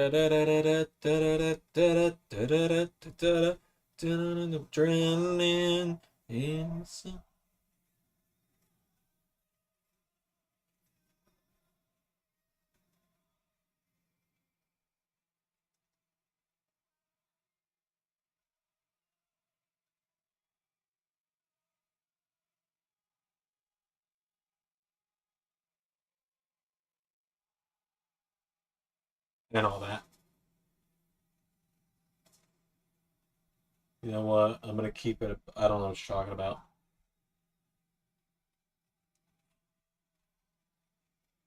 Tone deaf rebel sucks. Yeah, pretty much.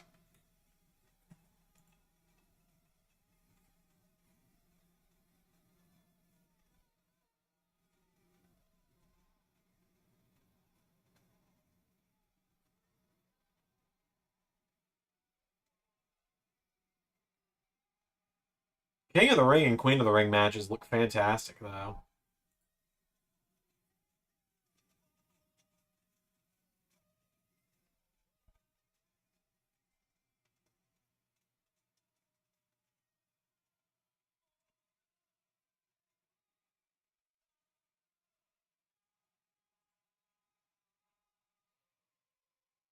Whoa!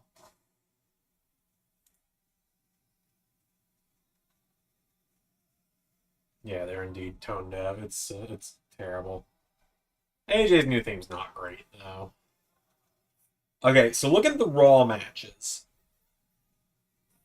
Gunther's probably going over Sheamus. I imagine Ilya over Ricochet. Drew over Finn. And Kofi over Mysterio with Carlito interference. I guess. I don't know.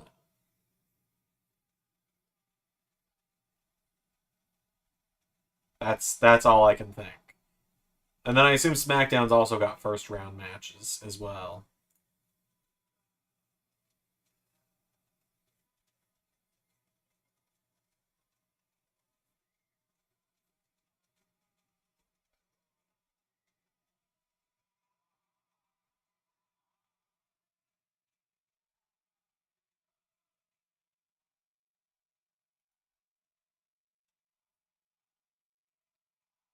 My God, they're still going.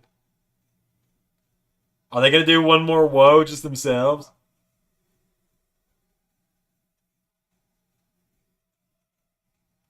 That's fantastic. This crowd is fantastic.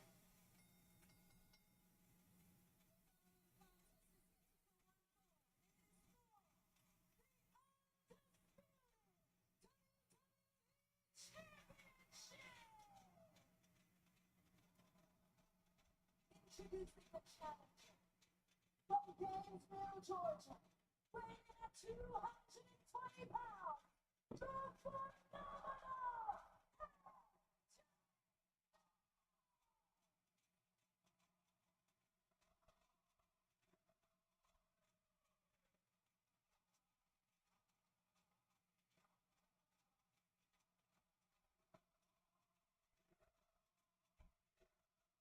Oh my God! Quit bouncing the camera.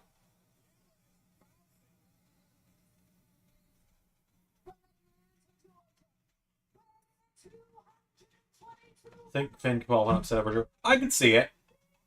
Yeah, I could see Phil getting involved in that. I really could.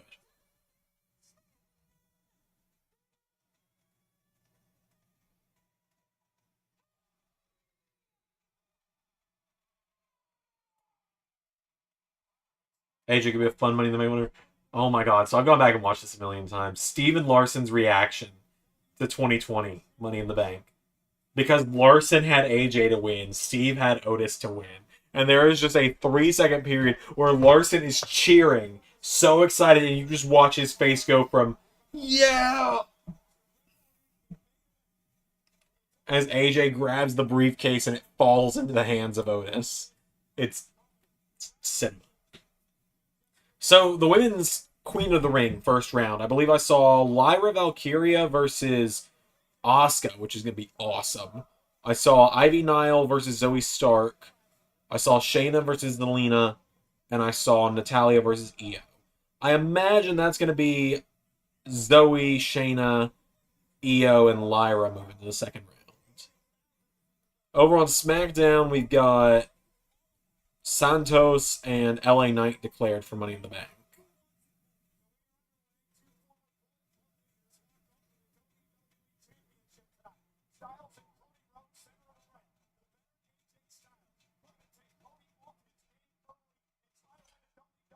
Okay, I just need to know, okay? I need to know. I'm going to WWE.com just because I need to know.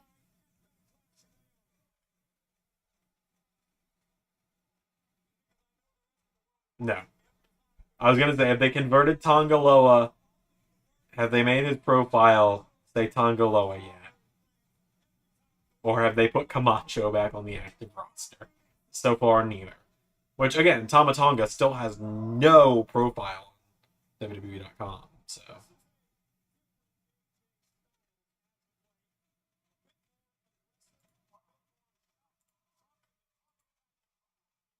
Yep, AJ lost due to a case of Butterfingers.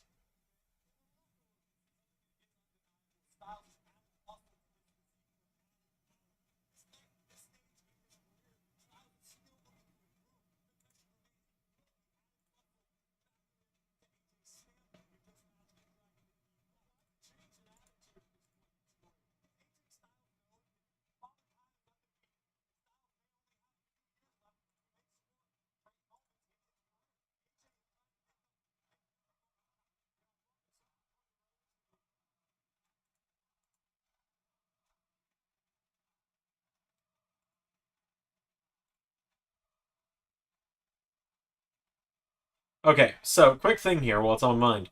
We've talked about it plenty with who you guys think is going to win the men's rumble. Who do you guys think is winning the women's rumble?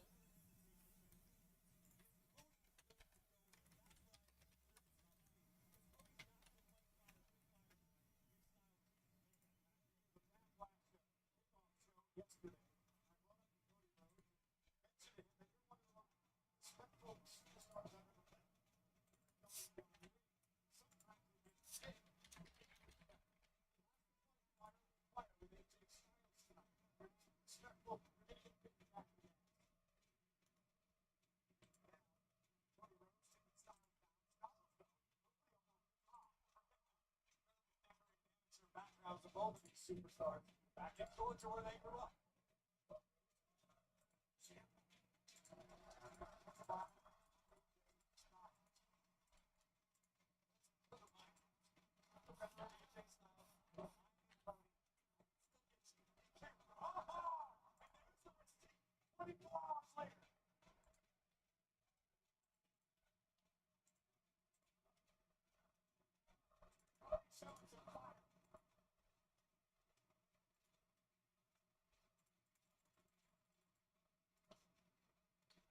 Rhea or Tiffany are the best two that come to mind. Who's confirmed the names for the women's rumble? Let me see here. I've got it here on my computer. So, here are the names in the women's rumble. I just didn't have time to make a graphic for it, for those wondering. Let's see. Names in the women's rumble. Shit, I don't have the list, actually. Shit. Hold on. Oh, wait, I got a screenshot. I took a screenshot of the list. And so I will just go through and I'll just not read off the surprises, obviously. So, the names in the LS11 Women's Rumble are...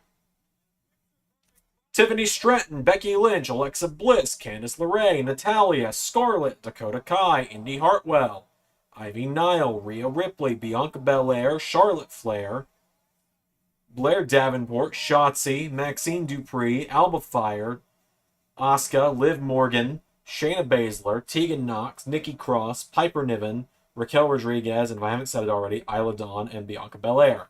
I might have listed a few of those names twice. I lost track of where I was on the list there. So I believe there were 3 mystery slots in the women's run.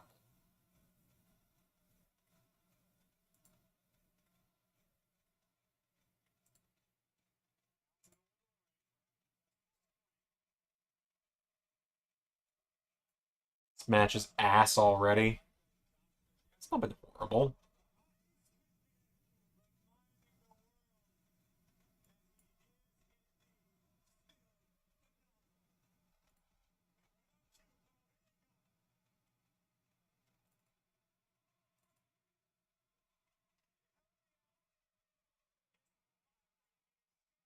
Alright, I'm gonna make the... I gotta do a thing real quick here while it's on.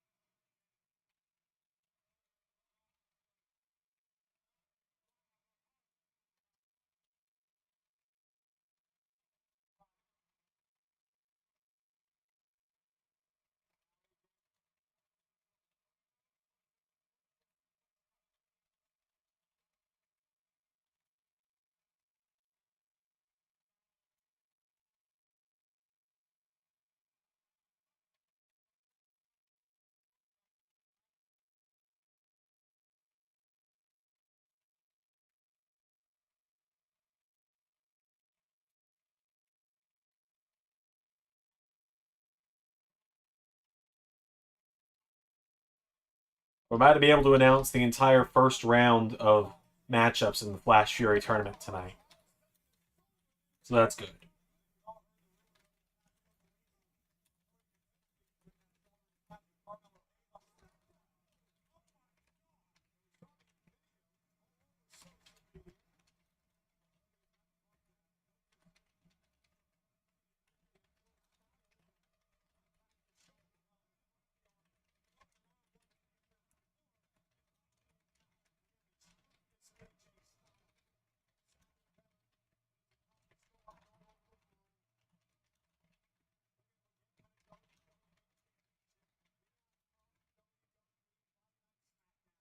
There we go.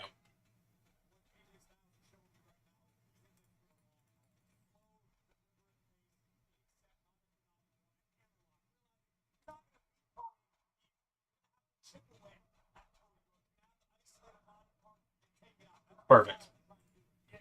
Cool. I'll be able to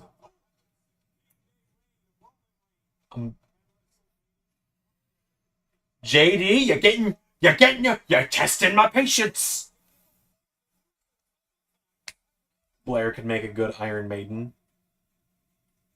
It's true. She could be really good. Surprised that the Fireball on Friday didn't take Becky out injured, which is a good thing because she's my pick. I mean, Nathan got hit with a Fireball and he was back within a week.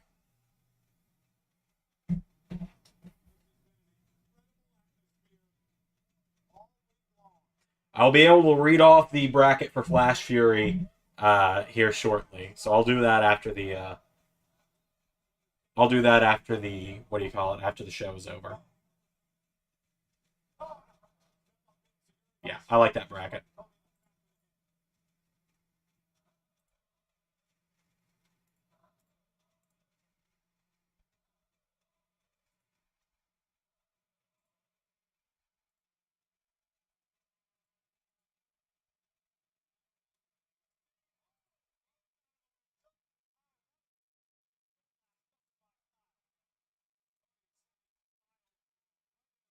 In real life WWE, since Andrade's on SmackDown, we could run back Cody versus Andrade. That's true. Give him a flaming table, boys! Give him a flaming table again!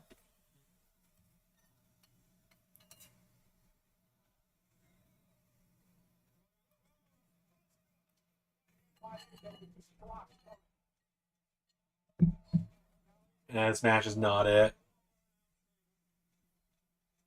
Guys, it's just a fireball. Not like she got tossed through a spotlight. See, Pierre gets it. Yeah, this match has not been fantastic. It's been fine. Bloodline versus RK Owens should have been invented. Maybe.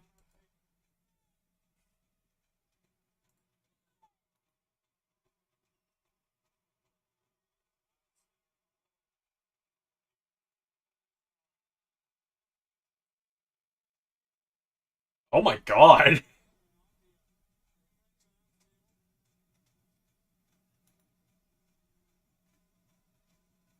Did Seth Rollins shave his beard? Shit, wrong thing. Hold on. Seth Rollins shave his beard? Holy shit.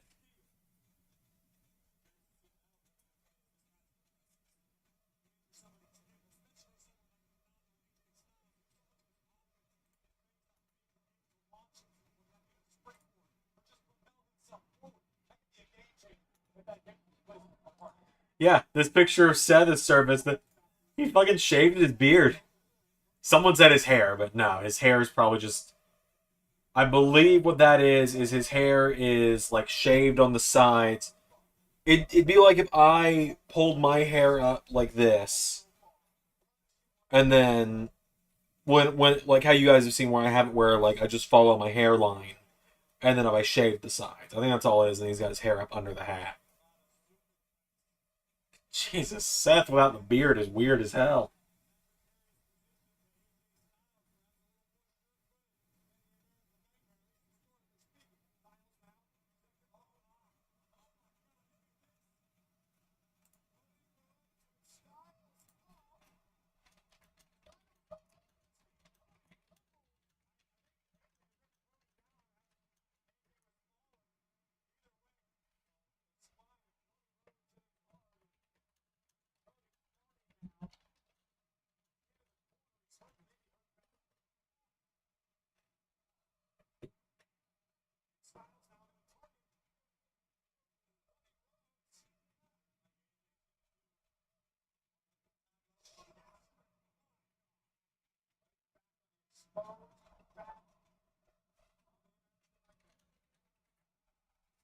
Fortunately, it's not. Fortunately, it looks like it got cloudy outside my house, so the bright ass white light from my window is mostly on now. It's still there. Kind of clean shaven Seth looks weird now. It'd be like if I went clean shaven. I so scarcely go clean shaven that you would all be so freaked out if I did. I did it before. I did it at the end of season 3. Right? Was it season 3? I think it was season 3. Because I literally redrew my little avatar that I got on the channel and made it.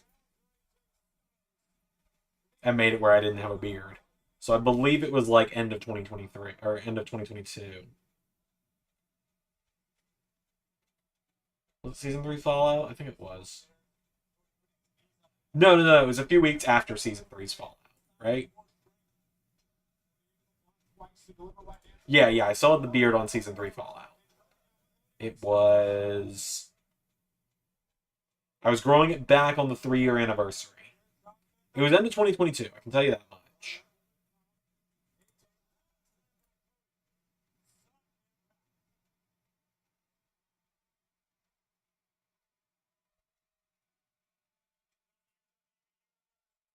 Yeah, there we go.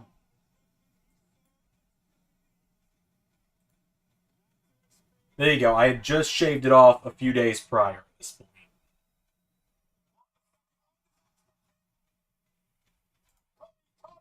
All cult leaders should grow out their beards outside of Raven. And I think clean shaven is the best Raven. I don't know too much about Raven, but I'll take your word for it.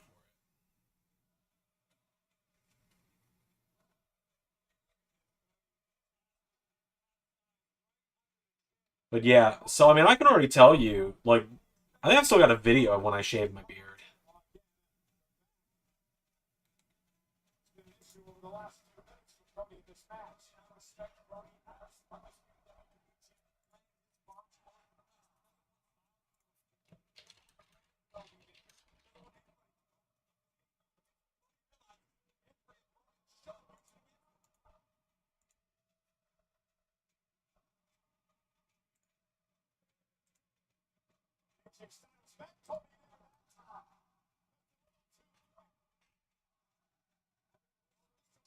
I have no idea what they're chanting, but they are having a good time.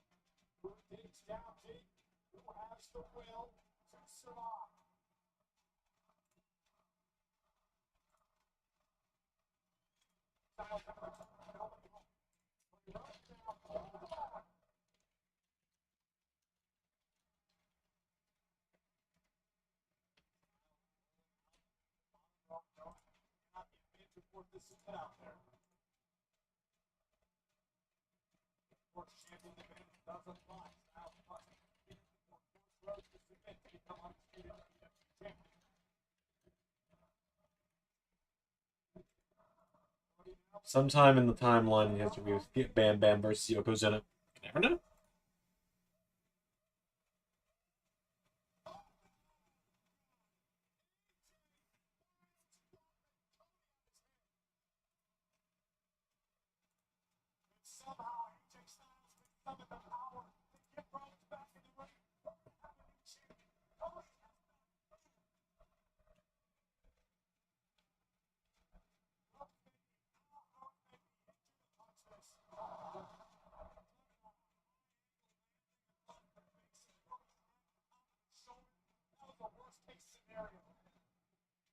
Styles realized count out doesn't do him any good. Right now, still outside the official 4. Styles realized the situation. Now, caught by Toby.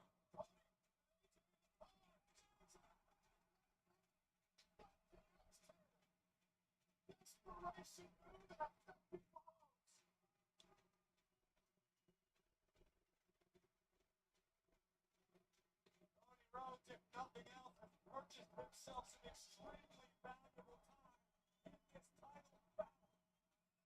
Okay, man, someone you want to use? I mean, I'll use it at some point. I'm not sitting here like, oh man, can't wait to use Bam Bam Bigelow, but like, he's gonna get used at some point, yeah.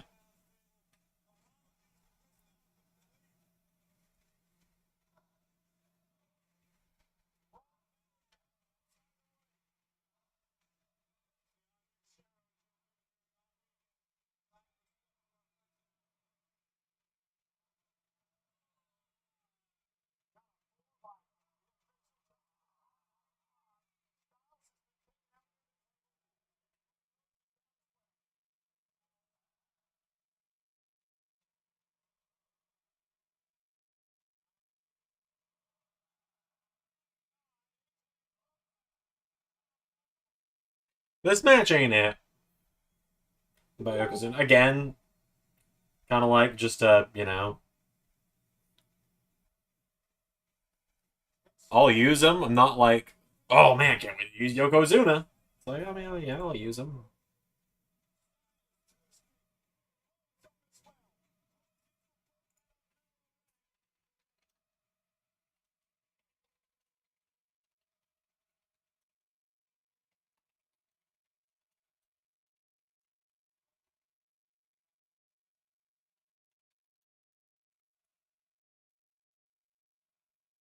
It's not trash. It's just not living up to what we hoped it would be.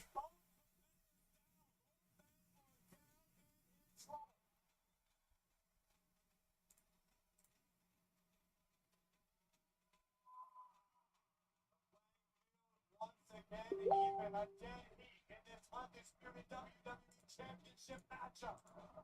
Cody looking to rally. AJ Styles looking to do the unthinkable to take the championship here. Cody's trying to defense. Okay, now we're doing something here.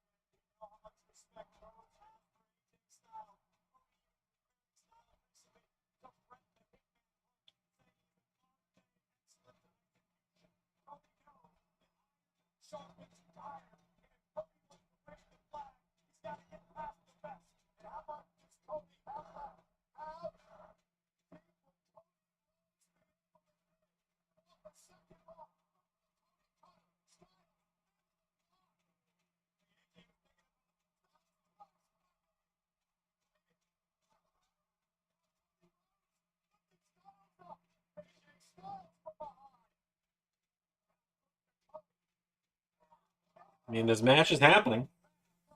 It's got that much going for it. It is a match that's happening. Crowd is carrying this match. You're absolutely right.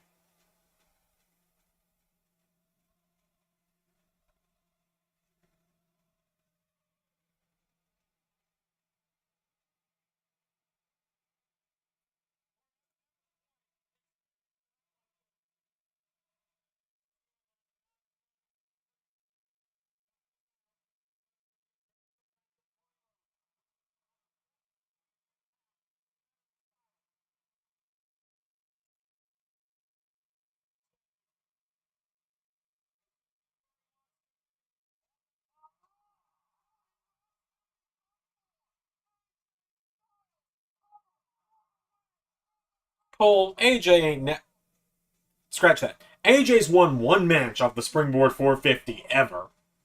He ain't beaten Cody with it. I had to think on that because AJ has actually won a match with the Springboard 450.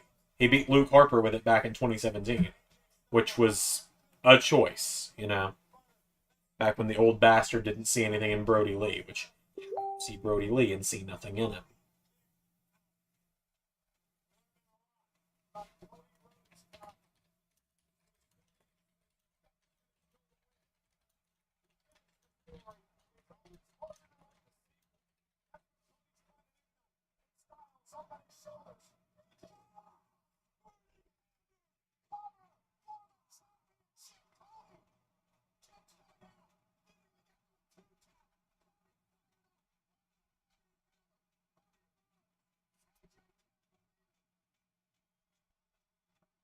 All right then, Burning Hammer.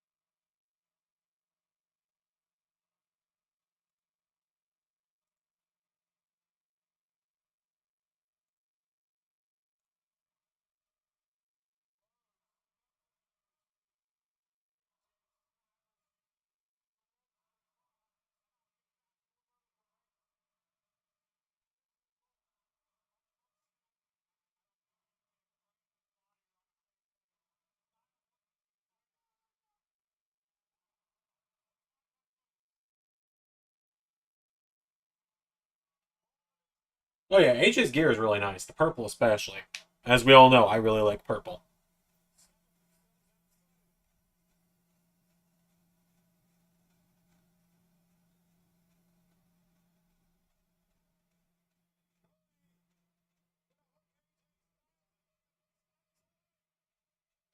This is like the one I will say about Cody and AJ. This is the one match in Cody's 475-day reign that we didn't do that was originally on the plan. Sammy and Cody got put in instead. Because we realized there was more there with Sammy and Cody than there was with AJ.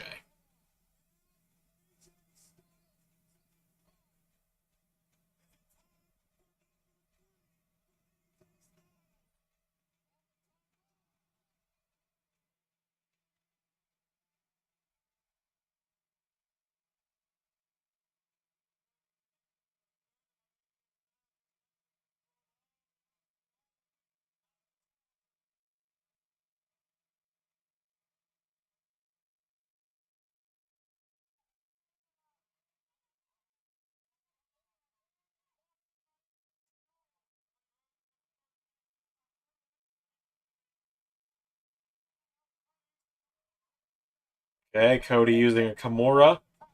Feel like we could finish this match any minute now. Would be great.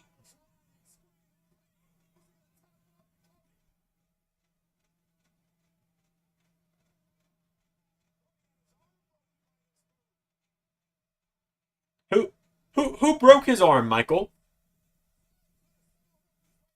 I don't actually care. I'm not one of those people who's like, oh, bring him back. I just think it's funny when they allude to things that happened and refuse to say who they did it for, who it happened with. Sammy and Cody, the most brutalized man standing match in series history. That was fun. It was a fun match.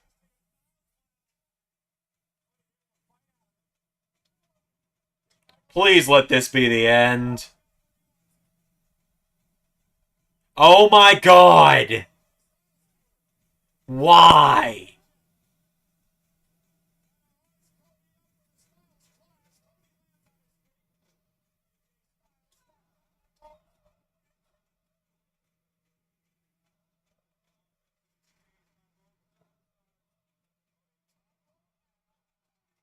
Jesus! The top rope Cody cutter is insane, man.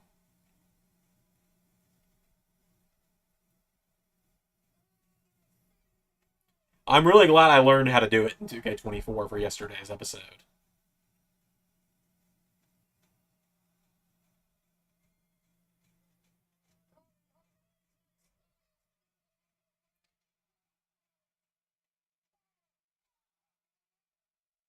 Thank God.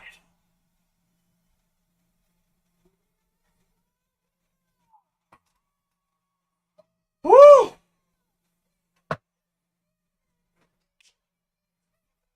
Jesus!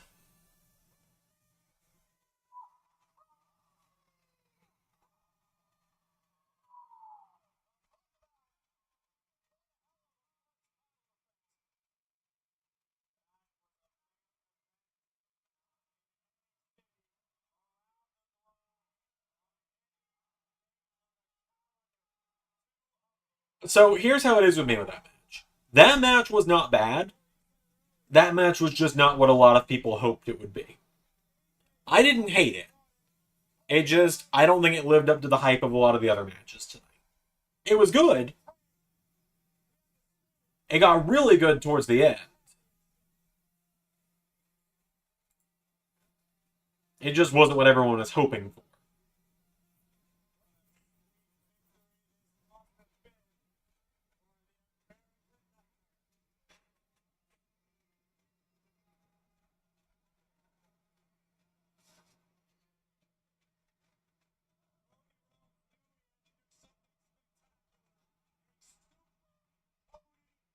It got really good towards the end. They really picked up the pace towards the end there. It was just kind of slow for a while. Alright, I don't think we get Uncle Howdy tonight. I don't think we get Jacob Fatu tonight. Tonga Loa caught everyone off guard, which was awesome.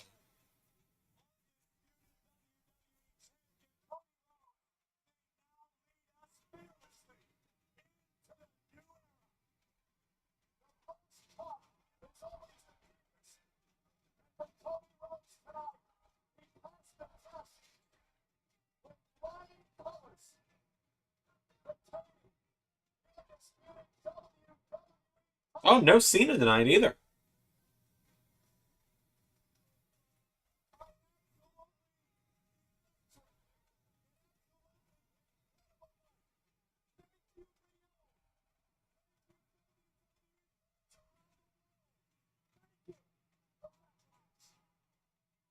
We out of here? We are out of here. Alright, cool. That is it. Let me close Peacock out, and I will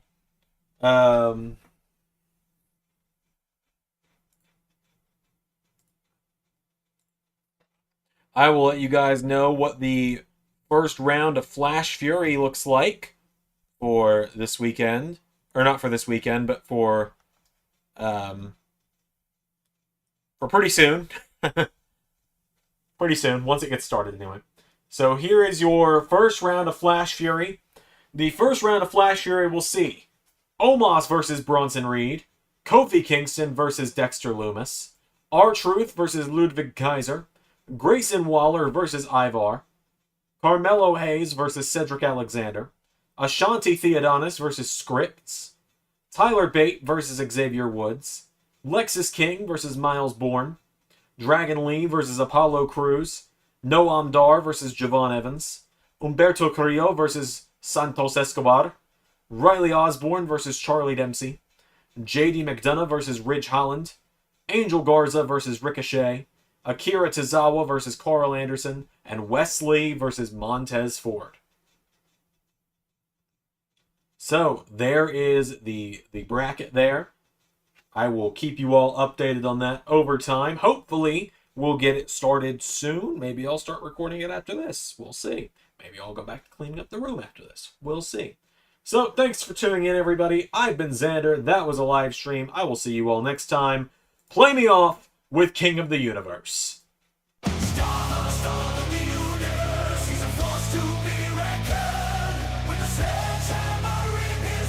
He's about to cause my death. In the ring he stands tall.